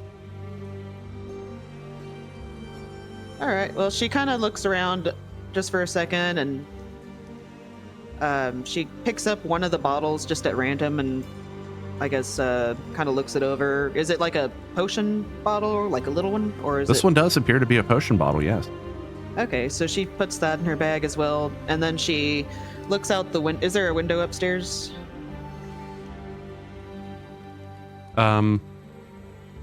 Looking up the stairs. Sorry, is there a window facing where the rest of the party is? I should say. Not from here, no. Okay. So from Is there here, any more doors? so you have not gone upstairs yet, but there are no more doors in this, except okay. for the front door, which was through the sitting area. Okay. I want to go up the stairs then. Okay. You go up the stairs, and at the top, there's it sort of breaks out into a large, yet another sitting area. This one has a window that actually faces out toward the party, or toward where the party was. And there appear to be 2 other rooms in here. All right, let me check out the first room. First room, there is a small counter which has a tub of water that is full on it. There is also a large tub. You know this to be a bathtub, and it is also full of water. Okay. Ianfyr's starting to feel a little bad, like she is definitely in somebody's house, but she's like, well, might as well check out the last room, I guess, and then I'll return to everyone. The last room opens up into a large bedroom. There is a very large bed in this room, and there are obviously, the usual, like wardrobe and things like that in here. There's a large body mirror. There's a desk again. It does not have anything on top of it, though. This room also appears to be clean otherwise. Is there anything on the desk? No. Okay. There's a Well- quill and an ink pot. Okay, well, she's But that's gonna leave all that alone. So Ianfyr's gonna go to the window where she can see everyone. Is there any... How far away is the party from the house? Pretty close? Or Where do just hanging y'all? out? Where do y'all post up?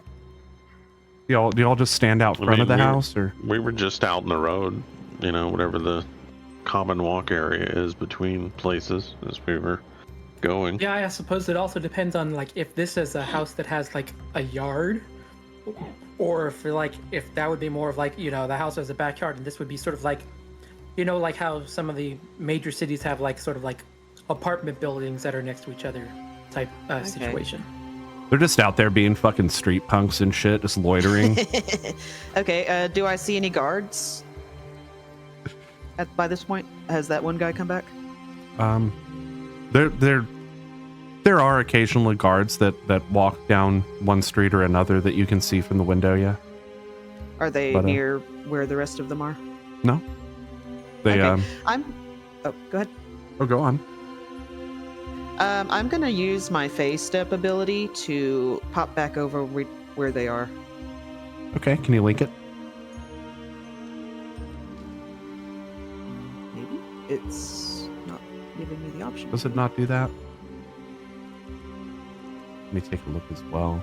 Hang on. let These me are see new if I can- sheets, so I don't know. I don't even know where they put that. the Oh, face here it is. I tab. found it. Yeah, okay, and then click usability once you click on it. Yeah, there we go. Hey, step. What? Oh, there it goes. I had to close and open it again. Yeah, I was wondering about that. As a bonus action, you can teleport up to 30 feet to an unoccupied space you can see. You can use this 4 times per long rest. At 3rd level, your Yeah. Fey step gains an additional effect based on your season. Okay, cool. What additional effect? Oh, are you... Wait, are you... It says it has to do with the season. It doesn't really specify, so I imagine it's just like a little, like, maybe I appear in a poof of leaves or something. I don't know. That's exactly what happened. Yeah, that makes sense to me, I Ianfyr guess. appears next to you guys in just a poof of Just autumn shakes leaves. off a bunch of, like, fallen leaves, and I'm like, okay, well, someone's definitely living in there. Were they living well in there? The place is pretty clean and pretty furnished. And, oh, and there's this. And she opens up her bag and pulls out the book to give to Tess. And the potion and wine bottle to show to Ianfyr, I guess. I'll offer like the bottles to Tess and go trade you for the book. Tess will trade. All right. So looking at it, you're saying these symbols don't look legible or like discernible. I can't read, so yes. I mean, so I guess I'm gonna see what it looks like to me. It's common. It's written in common. All right, what is it anyway? So this, just kind of thumbing to the last, thumbing through it. There are various entries with dates above them, and as you continue to go forward in the book, there's a point where like the writing stops and there are just blank pages after that. So is this just like a journal or? It seems to be a journal, yes. All right. Are there any dates, like when the last date entry was? Tessa, looking through it, yeah, the last date listed right on the last page with writing on it is today's date. Ooh, spooky. Beep. Do you want to read the paragraph? Sure. Okay, I'll type this in chat. So while you're typing that, what does the wine bottle say? Oh, I'm sorry. Let me get through that, and then I'll address the wine bottle afterward, if that's okay. I'm actually not going to type it in chat. I'm just going to say it out loud because I feel like it's easier. Okay. So, reading through, let's say, the last two entries. On the entry before, this appears to be from like this appears to be the writing of like someone very young. They misspell words pretty often, and their grammar is terrible. But they talk about doing chores with mommy and, helping mommy do this, this and that, and how they just learned how to write and, all this other stuff. It kind of goes on with a lot of this, or a lot of that kind of banter. You get to the last entry, and it's a little odd because there is no mention of parents at all. It's just kind of like whoever this person is talking about finding food and then eating, and then after that there's nothing.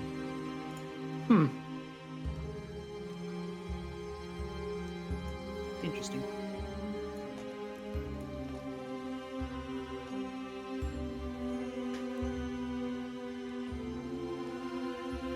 Well, I guess I just stole some kid's journal. I don't know. Ianfyr, you take a look at the bottle. It actually seems to be an unidentifiable liquid, and the label on the front doesn't mean any. Like they don't even look like they're like written characters. They're just like little pictures. Let me see.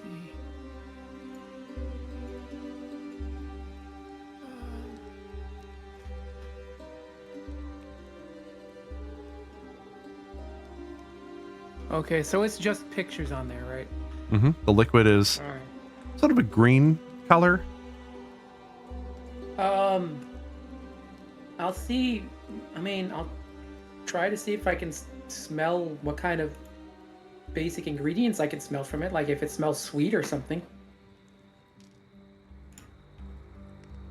Yeah, just smelling it right away, it does actually have kind of a sweet smell.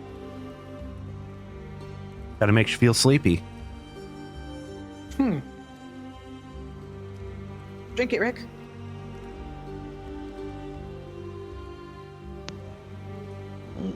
Why? I don't know. All I right. guess Well, I'll show it off to the So- investigator. Say, have you ever seen this brand before? He smells it as well. I kind of forgot the investigator was with us. Did he just watch me like rob this house? He doesn't seem like he cares. Oh, okay. Well, there you go.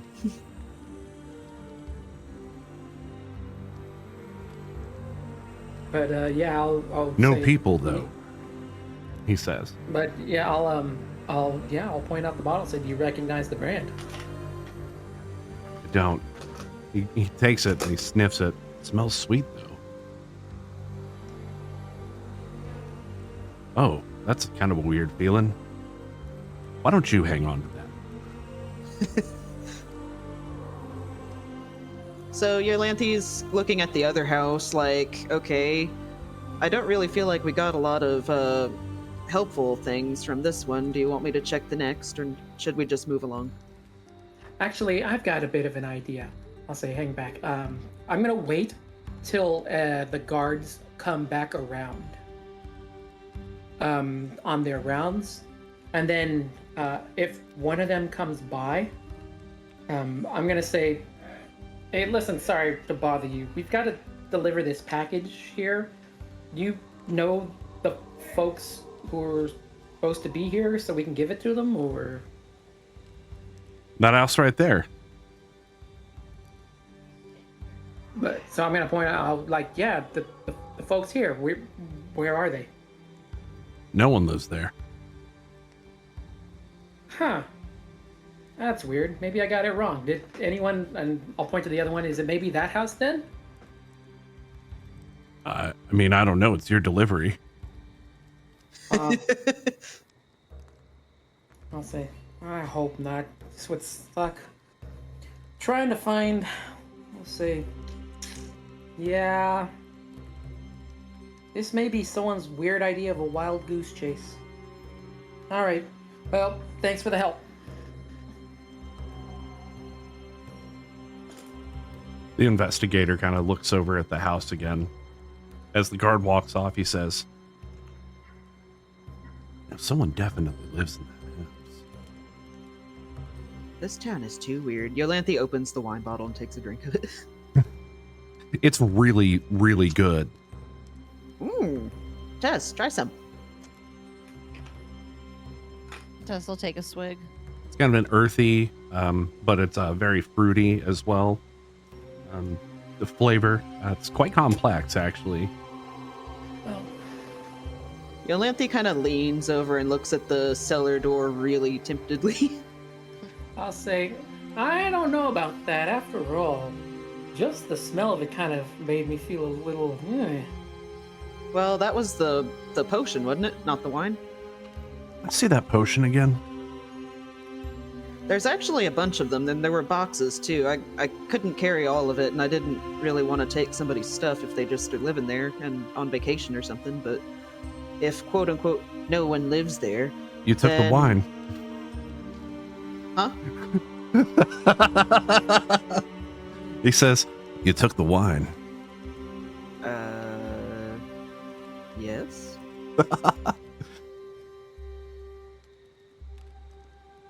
I'm not going to arrest you. I don't care. I've had... She passes the bottle, or I guess if she's holding the bottle, she passes it to the investigator too. I like it. He takes a swig and he's just like, I've had it with the guard already, to be honest. Not really a warm welcome in this town. And he says, can I see that potion bottle again, everyone's though? very unfriendly. At least everyone in the guards and positions of power. And a lot of people seem to just not exist here or exist suddenly again. And she looks at Ianfyr when she says this, and she's just rolling her eyes like, I hate this place. Let's go. Let's keep an eye out for this other fella. Can I see that potion again, please? The investigator says. Yeah, I'll hand him the bottle. He uncorks it one more time. He smells it.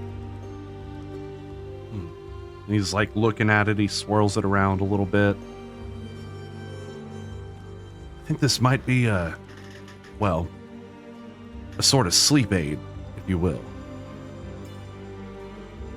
He puts the cork back on it and hands it back to you. I had one case where someone had went missing, and it turned out he was taking sleep aid. He had to go out and haul some crates and just fell asleep. Like I said, there were actually quite a few. If you guys think we need to stock up. But I am a little confused why no one seems to live there, yet it's totally... Like, look, this place was spotless. It was immaculate. That And is the there's a mystery, child's isn't it? book? I don't know. Yeah, this is the handwriting of someone, and it has a recent date too. Like, Yeah. You see the investigator kind of pull out what looks to be a little pad, and he starts scribbling in it. Yolanthe kind of, like, looks over at the house next to it, and she's like, okay, well, we could check that one out as well, or we could keep going. The house next But to it if, has lights on. If we're gonna hang out here anyway, I'm gonna go get more wine. The house next to it has its lights turned on. You see lights on in the house. You see, like, torchlight, Oh, candlelight. so that one's not empty? Okay. No, not empty. Actually, we could... She turns to the others and she says, we could just ask them what's the deal with their neighbors. Maybe we're looking to buy a house. Wink.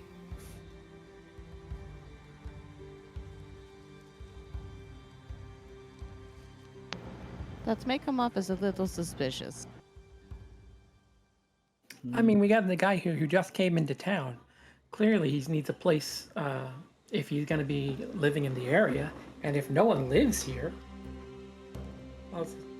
Well, I think what Ianfyr said might work. Let's just knock and tell them, hey, we got a delivery for your neighbors next door, and see if they know who the neighbors are. That does seem like a good idea to me. Because if it's, the guard not knowing who lives there is one thing. Very strange. Oh, true. But And if anybody asks, we already told them we were delivering our package, so they won't be like, wait a second. Yes. Okay. I guess one of us go knock on the door. Which one of us is good at talking to people? Probably me. looks at Ianfyr.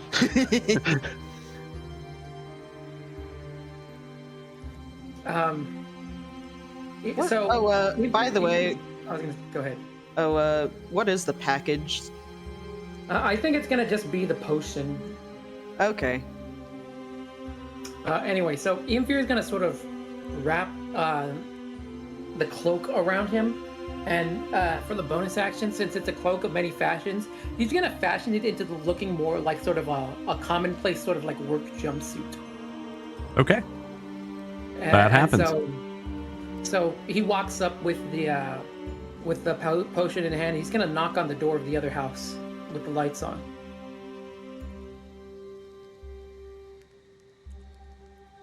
Okay. Second We're passes, hanging back and sharing the wine, I guess. you hear the thump thump thump thump thump thump thump of somebody coming down the stairs quickly. Yes, be right there. And the door opens up afterward. You see the person that has answered is sort of a taller, he's very lanky, elven, looks like, by the ears. And some distance behind him, there's a pretty old looking elf, hunched over, sitting at like a desk. He also kind of turns around and looks at you, his hands clasped over each other, and he's kind of like wide-eyed. Can I help you? Yeah, so we're supposed to be delivering this potion here your next door neighbors, but they don't seem to be home. He looks over to the house in the opposite direction. Look home to me. I'm saying, oh no, sorry, I mean the other one, the one that on the other side. Oh. No one lives there. That's odd. Do you know how long that house has been there? Been here ever since I lived here. Yeah. And no one's lived in it, huh? No. Why? From the back, you hear like the old man. Who is it? No one. It's the delivery. What? I love you, old man elf. Well, perhaps someone put a wrong address in then. Perhaps they did. Good day? Good evening. Yeah. Good evening. My apologies for that. He closes the door, and from beyond the door, you hear, "Who was that?" And you hear some muffled delivery for next door, the empty house. That nice.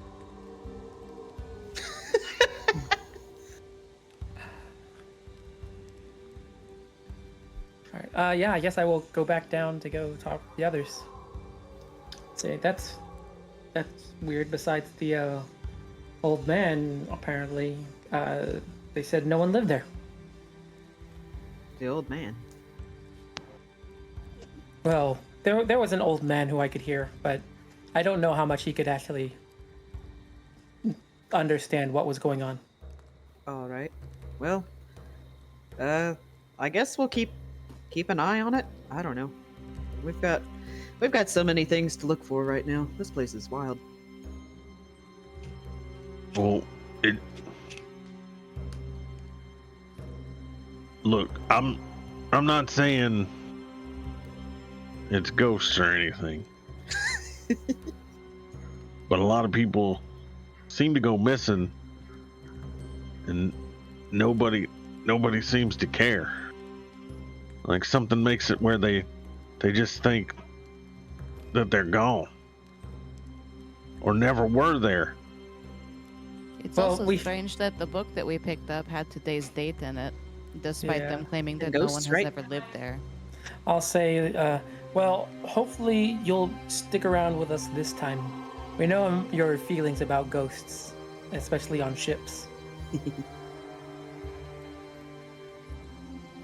So we've been kind of like hanging around in front of this house for a while. Like, has anybody started giving us the stink eye? Like, move along or anything?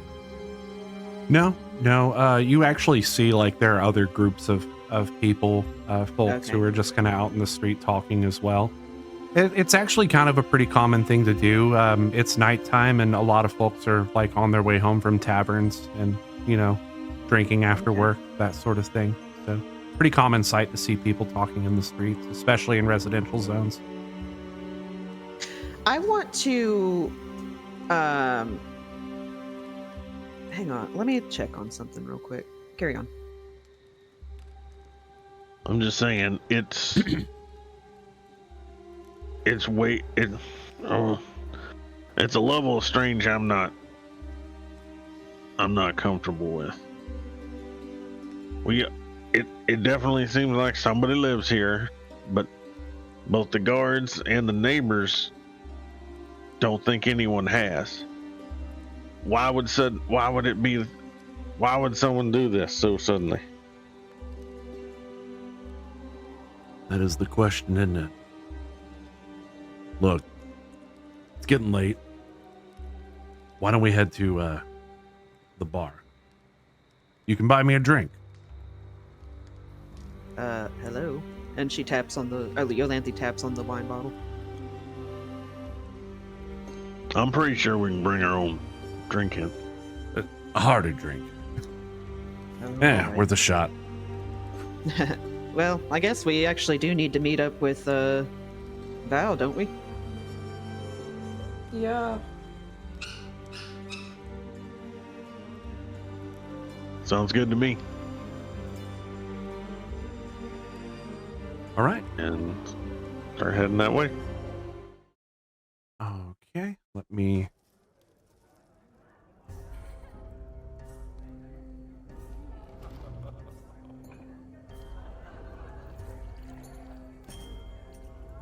See here.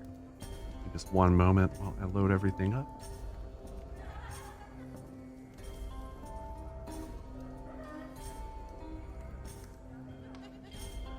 As you come in, Val Phelan is sitting at the bar. He has the great sword strapped to his back, and he's talking to the owner, Kolvar, and his wife Thrail. He, you see, kind of as you walk in, he has his hands up, and he's kind of he's standing actually, and he's kind of gesturing widely. And The demon was this big, and it came seemingly right from the toilet at Dentherum. and he As I come up and hearing this, I'll go and pat him on the shoulder and say, "Oh man, I don't know if they're ready to hear this shit." Kolvar turns to Kurt. Man, you hear that, Moonlight? A shit demon. Could you imagine?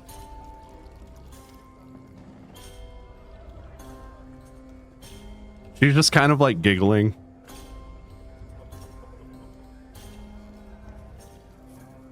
It looks like your friends are here anyway. Ha, I suppose I'll save the tale of the battle for next time. Yeah. Besides, the early part you didn't want to stick around for anyway. It really stinks. I'm so sorry, Ianfyr. I totally had forgotten. I had removed your rat piece, and then I forgot to drag in your actual like person, because you were a rat the last time we were in this setting. And I thought I had everything, but okay. Oh, Oscar too.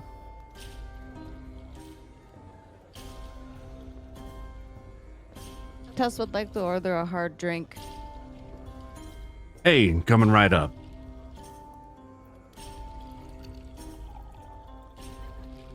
You should be able to double click on him and order whatever you'd like. Whatever it is, he pours it up, or his mage hands might do that, and places the drink in front of you. Oh, I'm hungry. Bar seems a little vacant tonight, but there's still a group over here in the corner. They kind of peer up from the table once in a while. Is that a dragonborn? It is. Is that a werewolf? That is a tabaxi. Oh shit. Okay. They're pretty Yolanthe uncommon, by the way. nudges Val and points and says, "Look." Val Phelan, without even like, Val Phelan looks up to where you're pointing, notices the dragonborn, and immediately walks over there. Go make a friend. Oh, okay. I was gonna ask, should we go get a table so we can have this conversation Oh, without so many prying ears? let's order our food first. I'm hungry. Sounds good. I'm so hungry I could eat a whole pig. As soon as Rex says that, looking up from the bar, you see Darkul back in the back, flagging you down. Looks like he already has a table.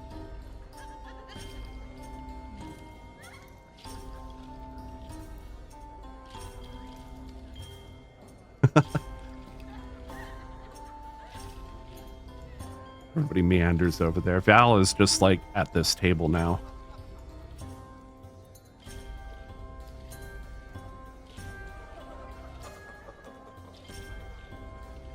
Rack walks up to Darkul.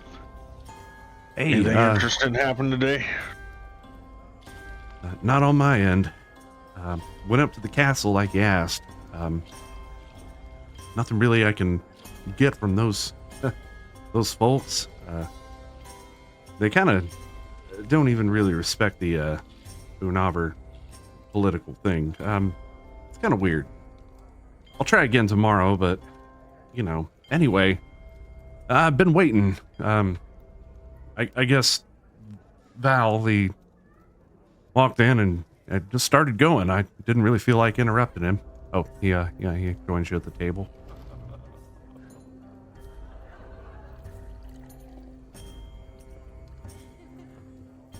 Did y'all find anything? Kind of a mystery. Several. Yeah. He told me to go away. Aw. Oh.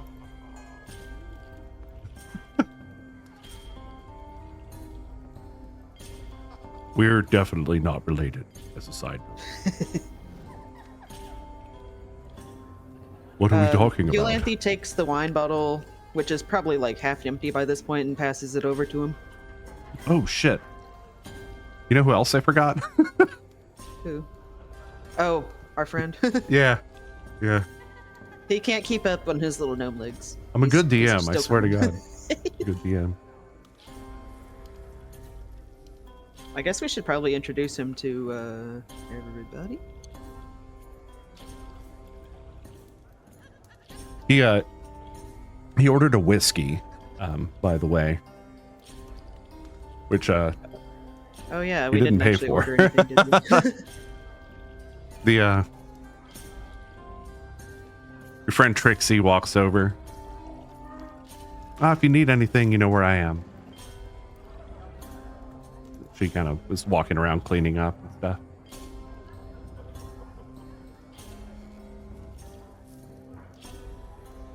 All right, Val. Did you see this gentleman at the library where we went last time? In passing, yes. Good to see you again. I'm Val Phelan. Yes. Nice to meet you.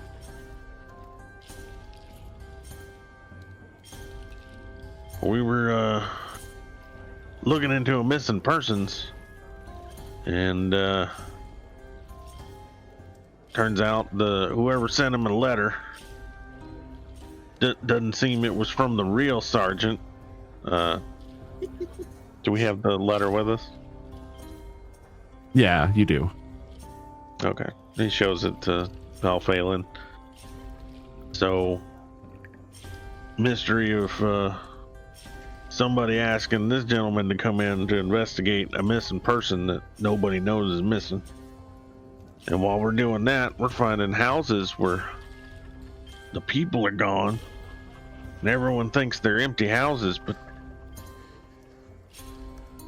they've been there. People Yeah, are living.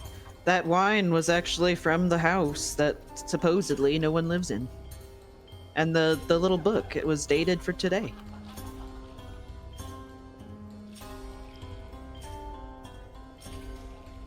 This is multiple people think this house is empty. So I don't know. Is there magic makes the whole town believe somebody's gone? None what I've heard of. Although wizards and those more studious folks they're crafting new spells all the time. I'm sure it's within the realm of possibility. But what's the motive?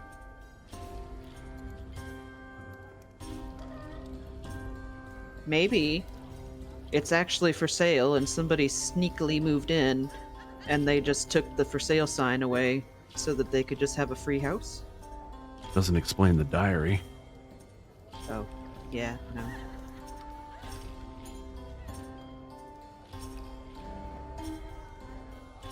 Yolanthe's stomach growls really loudly, and she's like, well, I'm not going to be able to come up with any ideas on an empty belly. Speaking of Let's- which, I was just going to let you know, if you would like any food, we have a brand new menu. Just talk to me. You can double click on her to access the food menu.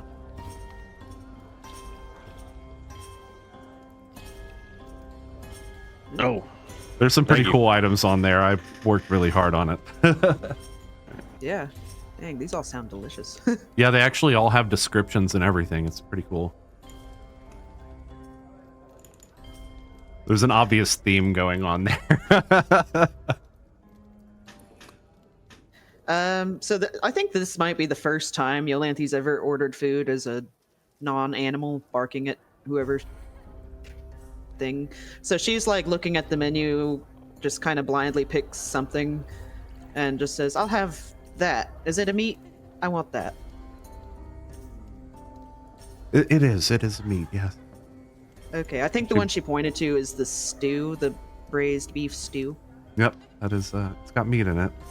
Okay, I would like that, please.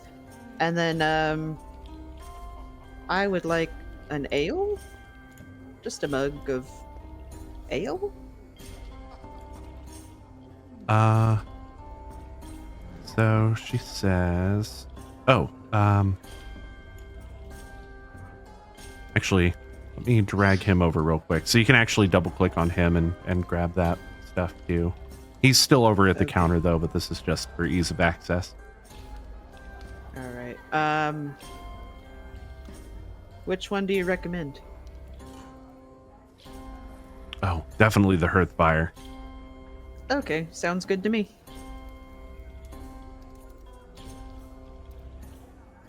You guys can all put in orders if you'd like.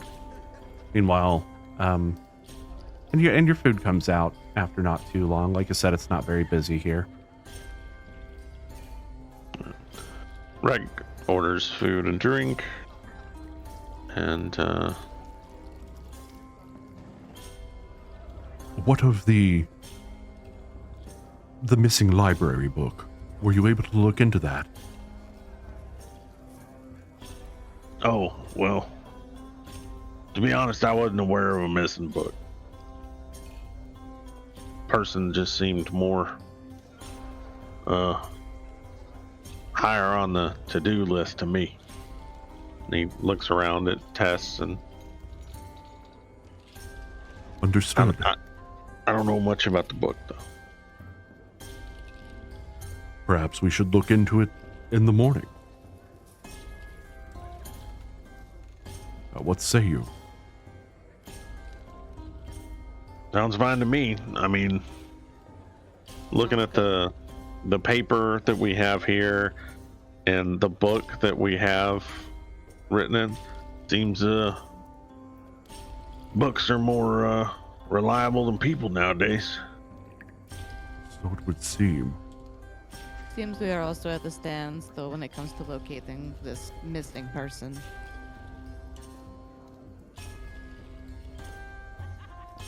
Indeed. Palphalin kind of takes a bite of his food.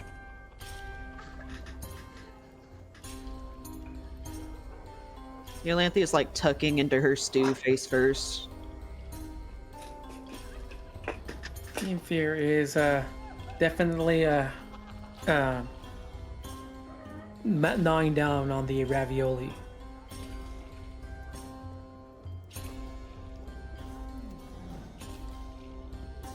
The bards in the back of the room back here are quietly playing a song. Oh yeah, the Tabaxi Bard. Yeah, there's another tabaxi. There are two tabaxis in the same room. That is a rare sight.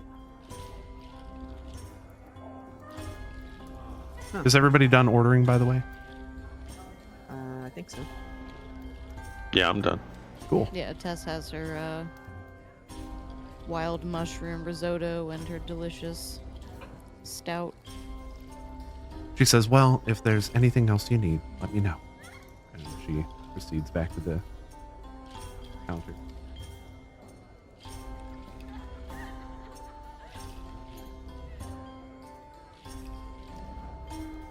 I wasn't able to find out anything about the blade. I wasn't able to find anything out about the blade, I am afraid. No? That's unfortunate. Despite his best efforts, Xavier was not able to identify the enchantment. I know there's one there. I feel it. The blade. It feels different. But what it is, I don't know.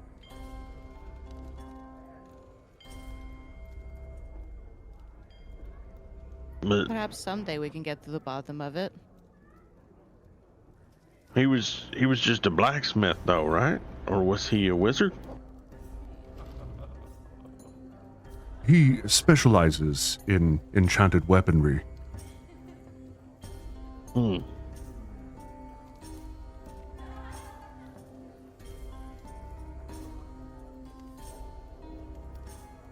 As well, Maybe someone more magical?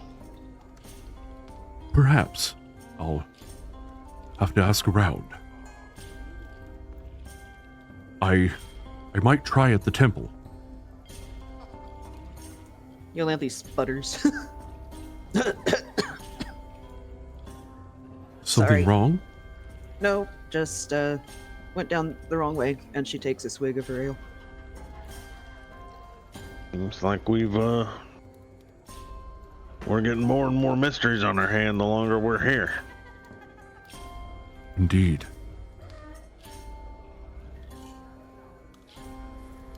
Rec turns to the investigator and I guess I apologize we weren't able to help you. And it just seems like we're making things worse. Actually, we're further than when I started. I have to thank you for that. Well, stick around, I guess. Yolanthe finishes up her ale and kind of like looks at it, says, I think I will go get another.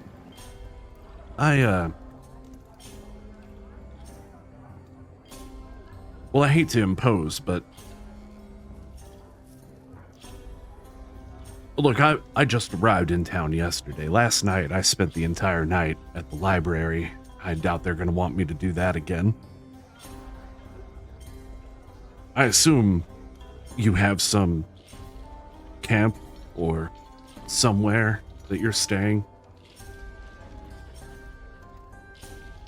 Well, we rented this entire wing for a little while. You're welcome to one of the open beds. Wow, how gracious. Thank you. I will make it up to you. Oh, of course, think nothing of it. Well, it's been a long day. I'm gonna get some shut-eye. Maybe a clear head on this will give me some other lead. Good night. He goes Good night. off, taking his whiskey with him.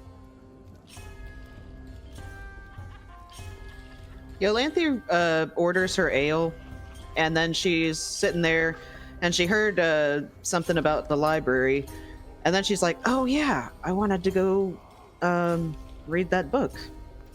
And so she puts her ale on the counter and says, "Here,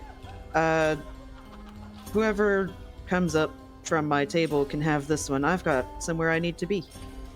And she just like heads for the door. All right.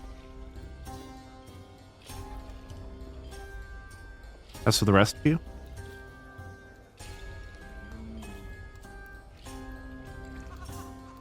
Tess will take what Yolanthe didn't finish out of that mug. all right. It's a. Hold on. I know I have this somewhere. Where did I put that?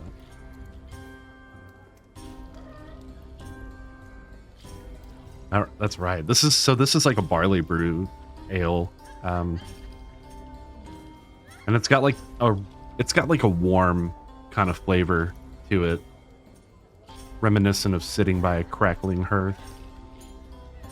This tastes like something that That's- will help Tess sleep tonight. Definitely so.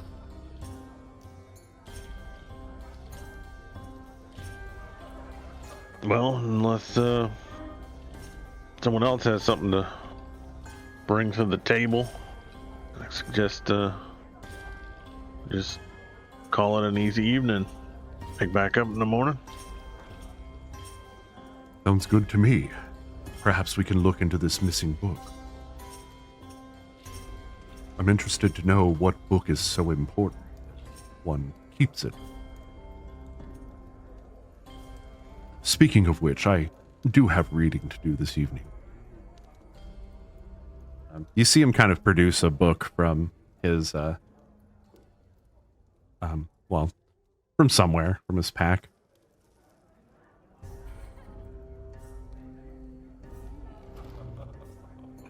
All right. And Rek will just finish kinda- up his meal, have a few more drinks, and then call it a night himself.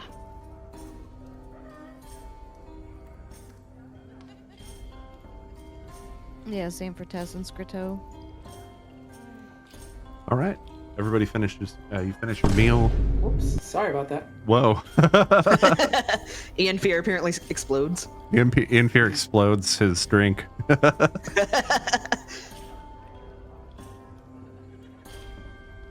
All right. Let me go ahead and Yeah, set you Ian, all go up ahead, in rooms real quick.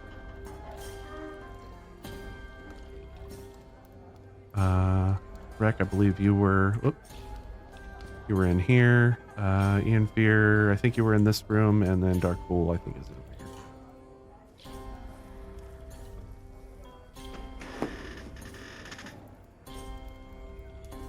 here. Yolanthe, I will get to you just in just a bit here. Yeah, no worries. For some reason, the door kept closing every time I opened it, so I couldn't even leave the building. So at this point, I'm going to go ahead and switch back to the... I'm going to go ahead and switch back to the landing page here. So Yolanthe, actually, let me go ahead and get to you now, because I think this is an appropriate time to do so. So after about a 30-minute walk, you wind up at the door to the library. You see that the lights inside are still on, or you can tell that the light is still lit inside. And as you walk in, the entire place is empty, save for the lone figure of the librarian. Let me go ahead and show his face one more time.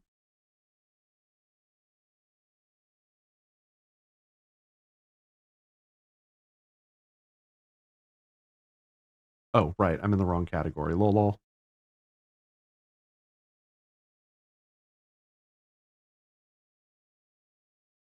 There it is. So there's his face. As you come in, he greets you warmly. You sit down across from him at this at the table that he's at, and he has the book before him. And he just starts reading. So what I'm going to do is I have a journal entry. Actually, I'll just go ahead and link that. Or I'll open it up after the session's over, and you can read it at your leisure. Okay. And perhaps I can send it to you or something and just leave it in the journal otherwise. But either way, he reads you the introduction and the first section of this book, talking about Lanwillen's life. And in the intro, they talk about how they're going to also discuss the mortal life of Cormac, who is her mate. And the first section of the book is basically about who Lanwillen is. You know, she takes the avatar of a wolf, and how it's going to go more in depth onto her, her mortal life and before she became a goddess. Yolanthe is like drinking it all in, and when he gets to a stopping point, she actually sighs and looks at the book kind of sad, and she says, I had kind of a childhood where I didn't get to do stuff like this. And she's like gesturing at the book. And then she's like, I really wish I knew how to read. I wish I'd ever been given the chance. But it's and she looks around, she looks at all the books, she's like, it's pretty cool to know that there's a lot more to learn. He looking at you, just he maintains eye contact with you the entire time you're speaking, and then when you're finished, he says, "You're welcome to come back anytime. I will always read to you if you'd like." She looks down at the book and she's kind of pokes at it a little bit. And then she's like, she looks up at him suddenly. She's like, "Can you teach me?" I mean, not a lot, just like maybe a little. I'd be happy to.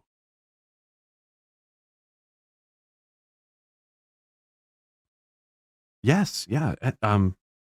Anytime. Come back after. Come back anytime after hours. We can. I can either read to you, or we can, or maybe both. Why not? And she's like smiling, like she is not in wolf form right now, but if she was, her tail would be like wagging. He's smiling too. He looks genuinely excited about the opportunity to teach you and read to you. Oh, that's sweet. Yeah, he has rosy little cheeks that like seem to get even more red when he smiles. He better not turn out to be like the killer of everyone in this town, or I'm gonna throw a fit. That would be fucked up. No, but she agrees, and she's like, "Okay, well, it is a bit late. I should probably get back to my friends." But Turns out to be healthiest in disguise. oh god. But I can come back tomorrow. You can come back any day of the week. Okay, I will see you tomorrow then. And she stands up and bows at him, kind of awkwardly, but like giddy. So she like heads for the door. Be well. As you are leaving, he calls after you. I assume you're going back to the tavern. Yeah. Everybody go ahead and roll a perception check. A what? Perception check.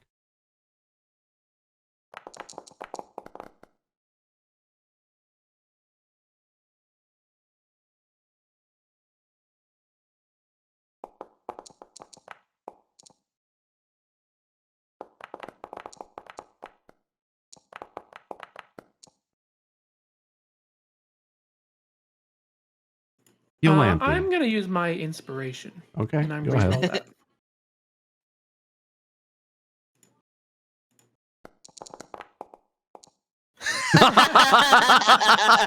Inspiration hates y'all today. It does.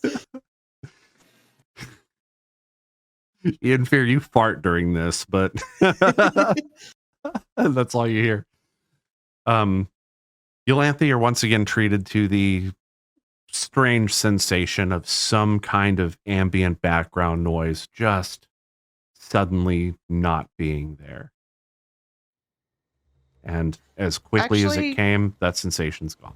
She's gonna stop dead in her tracks, and she's gonna look around like real suddenly, and her wolf eye will glow a little bit. She's gonna cast detect magic. Detect magic? Yeah, let me get real quick.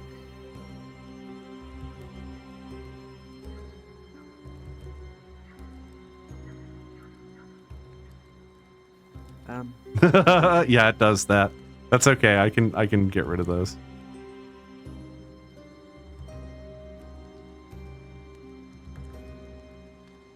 I don't know why it didn't put the actual spell information, but You have to expand it now. oh, okay. So for the duration, you sense the presence of magic within 30 feet of you. If you sense magic in this way, you can use your action to see a faint aura around any visible creature or object in the area. Let me take a quick look here Ooh. and see what you see.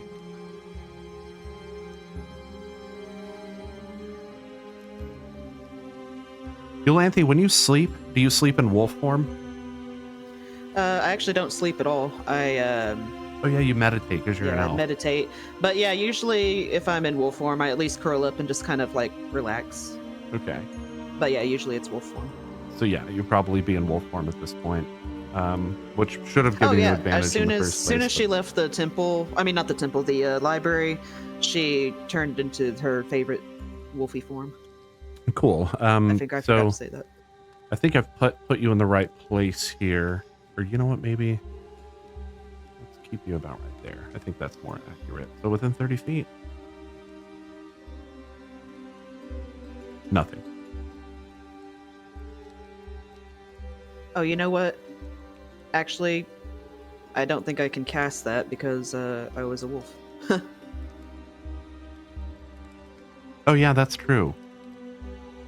I didn't think about Why that. did Let's it go let ahead me? and because Okay, I had just maybe I had didn't turn just into a wolf just yet because yeah, I I had was just actually polymorphed too you, but- excited about the book. So Okay, yeah, that makes sense. So yeah, you probably cast that and then turn into a wolf. Let's probably look at it that way. But yeah. As whatever soon the as she case, casts it the still spell, stands. I think what happens is she's walking along like happy, and then she experiences that sensation and like turns around all like paranoid and like casts the spell kind of like on reflex. And when she doesn't pick up anything, she kind of just turns into a wolf, so she's a little more comfortable and starts heading back to the tavern. You get to the tavern, you go to your room, and well, what do you do from here? You just go to She sleep, goes into the room with where Tess and Scriteau are, and whoever else, and she just kind of like lays there. She doesn't, sleep, but doesn't really like relax either. Just kind of is a little bit alert. or okay. Go ahead and roll a Constitution check for me.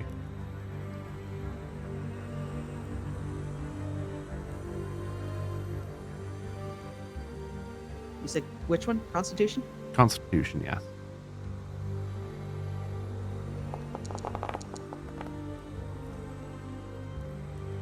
Okay. At some point through the night, you, perhaps out of habit, or perhaps out of, I don't know, some otherworldly force, you recognize that your mind needs a sort of rest, the kind of rest that you only typically get from meditation. And so for just a little while, you allow yourself to pass into that particular state of not exactly awake, not exactly asleep. You know.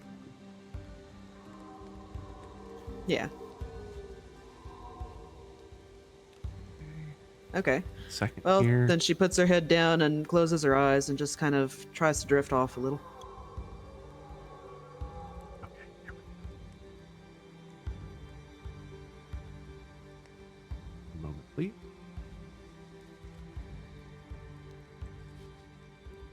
Ianfyr, you find it difficult to fall asleep, your mind racing between thoughts of the strange occurrences you've encountered in your hometown.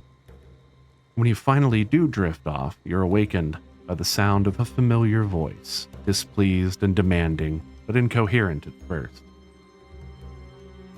Ianfyr, for the trial of evocation, you will cast Firebolt at one of the practice dummies before you. This is a simple feat for any budding mage.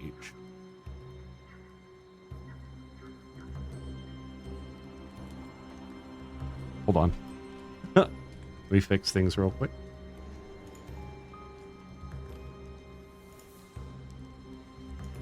You know what? Let me actually kick us back over here. I did not set this up like I should have.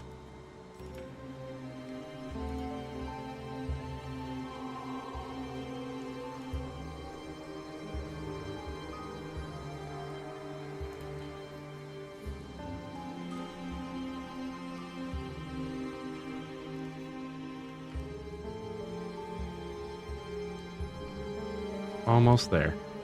Sorry about the wait, everybody.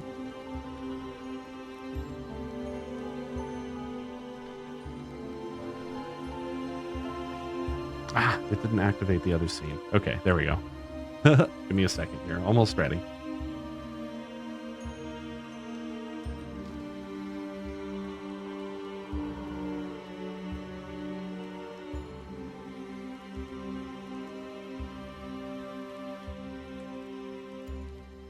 Okay, now you should be able to see the scene, hopefully. Is that not the fucking case? Okay, hold on. Yeah. Going through one more time. I think I'm fixing it now.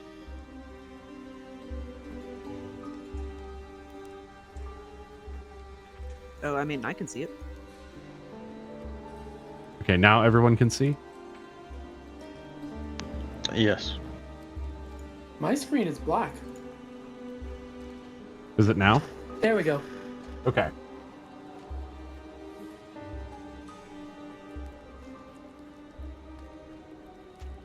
Sorry about that. Totally forgot to set those up as like a macro or something, but the room around you is silent despite the many faces of other mages occupying the seats of the Hall of Trials. Whenever you're ready, Ianfyr. Say, Professor Torzalan stands arms crossed in apparent skepticism as his sharp stare seems to cut through your very soul. I'll say, what was that spell again? Oh yes, Firebolt. As you start to cast the spell, you feel that surge of energy, the same one that you felt that day. But this time something is way different. The sensation is way more intense. Go ahead and roll a d20 for me. Nothing fancy, just a d20 roll.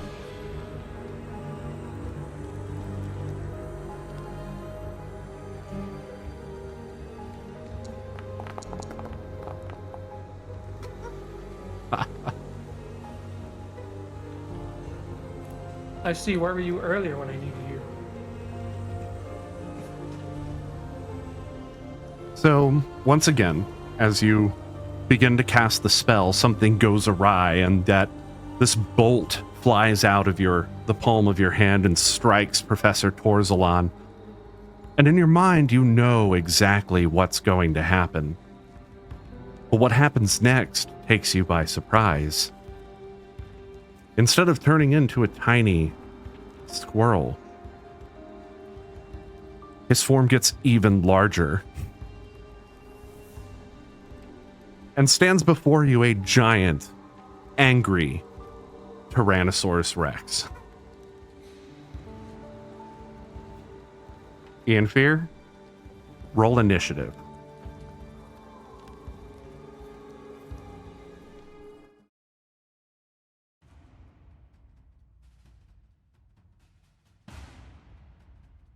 Let me toss this encounter out real quick. I don't see it on the sheet. Hang on a Yeah, sec. sorry, give me a second here. This is the new encounter. No. Hang on a sec. Oh, and What is all it, of this you one? as well, you can go ahead and click on your token at the top, and you should be able to open it up and roll your initiative. There we go. Otherwise, I can roll for you. But each It's of right you, underneath the picture. each of you seem to have some sort of form. It seems to be somewhat humanoid.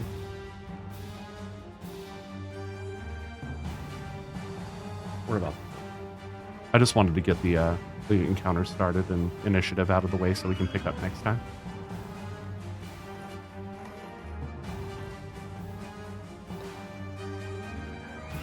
That is a good question. Oh wow, Ianfyr's got the old school sheet. I didn't even realize.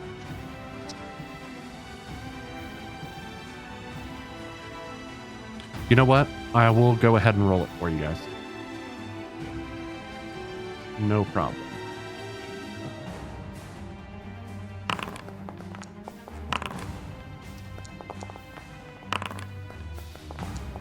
Then, oh, why does it say Spellcaster Mage on Ianfyr? That shouldn't be the case. But either way, there's Ianfyr. Well, Ianfyr was an 18. Let me set that.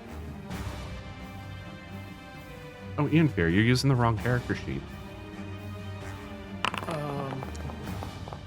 That's the one that I've got in here. I'll clear that up next time. Either way, But I think it should be correct. It looks like all the information, remember? Oh yeah. Either way, I'll explain after the fact here. But either way, we're gonna go ahead and call it right here. We'll pick this up next time from right here. Until then, everyone, I hope you have a wonderful rest of your evening. And as always, I'm VGpunx, your most gracious DM. Keep a song in your heart.